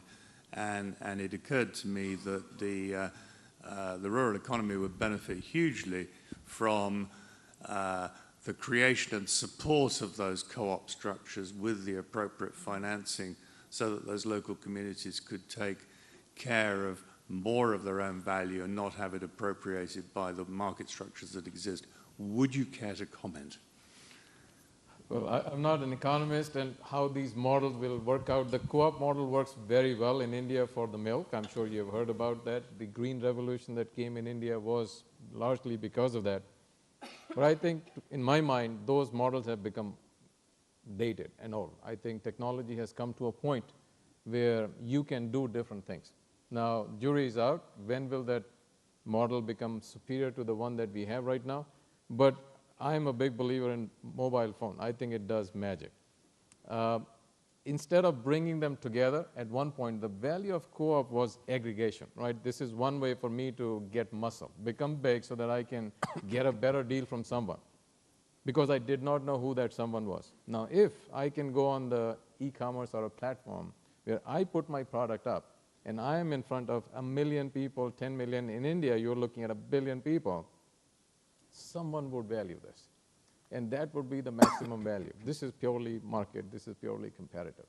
To me, the villagers think like this. They don't like co-op as much as I can tell you. I haven't done an extensive study, so this is a very small sample. But just the feeling that I had, very competitive, very aggressive. They want to control their destiny. So I would like for them to be liberated more than controlled, because co-op comes with so many hang-ups. You have rules, regulations, can't do this. Now, for certain products, you got to do it. For milk, for example, you need cold chain. You got to do this. But if it's handicraft, if something else that a person has made with a passion, which is not standardized. Because I look at grain, for example. In grain, you have A category, B or C. If your grain is really good, if it's A+, it is A++ because you did something, you were singing to the plant or do whatever, but it is going to be graded A. You lost value. If I could put this thing up and say, this is A++, it has some very unique properties. I can bet you, if it's on a platform, someone would value and say, I'm going to pay you something extra. So there, to me, seems like a loss of value when you start with a co-op, that you don't have that uniqueness anymore. So how do I make you unique is through a platform so that you can stand I mean, that's one of the big challenges here in terms of creating a sustainable supply chain, is that there's a possibility that you have a segregated supply chain and you've got a dimension, it's called sustainable, and you know, in fact, even now you can buy chocolate which is slave-free, and then that, you know, implies the rest of it is, you know, got slaves. So, Cannot buy them. so there's sort of there's a segregated argument, or there's an argument that says that bifurcation is actually dangerous. You want to lift the floor on everything. Do you have a view? So I would say enabling the guys means, again, going back to the point that we have been saying, it's all financial incentive. At the end of the day, if they know I can make a better product. Yes, there are some people who will just not play by the rules, but I think that's a small minority. Majority of the people, if they know that they can, because they are investing their time and labor, they have the working capital, they have a market to do this, they would do the right thing. If I think I can do the right thing, if the incentives are right, I have to trust they will do the same thing. So we have to get to a point where we have to show them the way, we have to give them a market, we have to enable them to say there are financial models available where you can get your working capital. I think that is the root of the problem to me, the structure. Hugo, what do you think? It's a complicated issue, this, but when you said, what we did is a two flows of supply chain, one for sustainable items and not one for not sustainable. I would say that's not for non-sustainable. We need to bring both in the same way and enlarge this sustainable to become all the flow or the right flow. Because if we do that, we will keep it doing win, win, win, win, and move this traditional relation to the other one. For example, when retailers say, I do not have anything to do with that, it's a big mistake. It's a big mistake. We are not only service renders to suppliers. We are responsible for everything that we sell. That means that we are responsible for the integrity of the supply chain. Okay, we've got one more question. I think there was, yes, please. So thank you very much, Mahendra, and actually the whole panel found it fascinating. And it reminds me that we think of supply chain so much from a first world perspective when there's so much value from the third world perspective. The one question I have is how much is the first world actually beginning to react to the needs? There was that story in India about the soap manufacturer where Unilever was putting everything in 5-kilogram bags and boxes, and of course it couldn't get to the local people, and then the local manufacturer was putting it in little packets that they could just slip into their bra or whatever, right? So is there been a responsiveness in the sort of first world manufacturers or the developed world manufacturers, or however we want to name it? Not just in distribution, but in fact in manufacture as well. So the way at least the view that I have of the village is, most of the suppliers that I see that are active in the rural supply chain tend to be more local manufacturers. Because I think they're more responsive. They understand the needs better, because this is not a market where you have a very sophisticated knowledge base of a product that I can compare on very high-end, very nuanced difference. It is purely about, does it do the basic functional stuff? And of course, it's a value-driven market. And it is changing rapidly, because there are new people coming into the value stream. Their demands are changing. They're expecting different things. Technology is changing. Products from China, they're getting bombarded. The manufacturers are getting ideas about new products. People watch TV all the time. They're getting ideas about what they want to buy. Speed matters. And I think this is where these are not the best products quality-wise. They are pretty, I would say, shabby in that sense. They are still coming up. But mostly what I see, the dynamic, I think the supply side is mostly the local manufacturers. Even if it is technology, like I said, smartphone for $30. Solar panels. We talk about solar panels as if it's something out there that only big people do. Every house you will find, they will have access to this. There are these small shops in a village. They have stacks of solar cells. I couldn't believe it. Small, big, large, very, very large. And these are 25 years worth of life on a solar panel. Just imagine the second-hand market for solar panels is going to explode because new technology is coming in. They're more expensive. The richer people in the village will buy those. They'll put this back up. People are just way ahead. The movie industry, I mean, I can talk about it. It's just amazing, the dynamic aspect that is changing like anything. Thank you. Hugo? One important question that you put, and as we say, we are very knowledge. We studied a lot, so we are also very arrogant. And when we say economic package, economic for whom? And normally it's for the industry side. It's not for the people, not for the consumer. So the response is yes, we need to reduce the package so the people can afford. But this is a sustainable issue as well, because you have more disposable in terms of waste. And so you need to work more for recycling. Brazil, for example, is the largest aluminum recycler of the world. And the reason is because recycling cans is not fashion, but makes money. And if this can increase wealth of population, is another way to bring, let's say, consciousness to this volume of new products. So if you work again in collaborative way, in a supply solution chain with everybody end to end, I think a lot of things could be changed. Yeah, I want to add something to that too. We've done I'm happy to launch this paper here. We've done a study on what are the sort of expectations of society in terms of sustainable innovation and what it means for business now. And one of the things that we find in an ongoing, continual way, and the barriers for business to actually take up this challenge has been the concept that shareholder primacy was the one most important thing that they had to address. So if you couldn't demonstrate that it was going to be just good for bottom line profit right today, then there was a fear about doing it. But regulators, global chairmen of markets, companies who we engage with and others have been able to say, actually, the next horizon has been materiality. What are the things that really matter from a stakeholder and from a commercial perspective?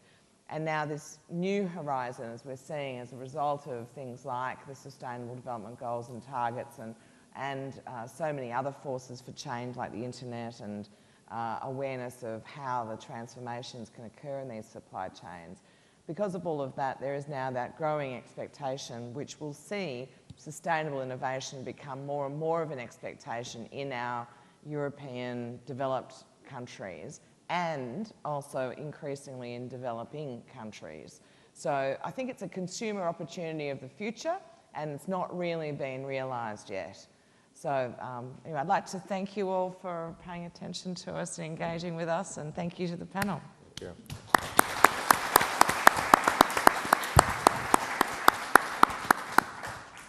Very interesting stuff, and I'd like us all to thank the chairman, Catherine Tay-White.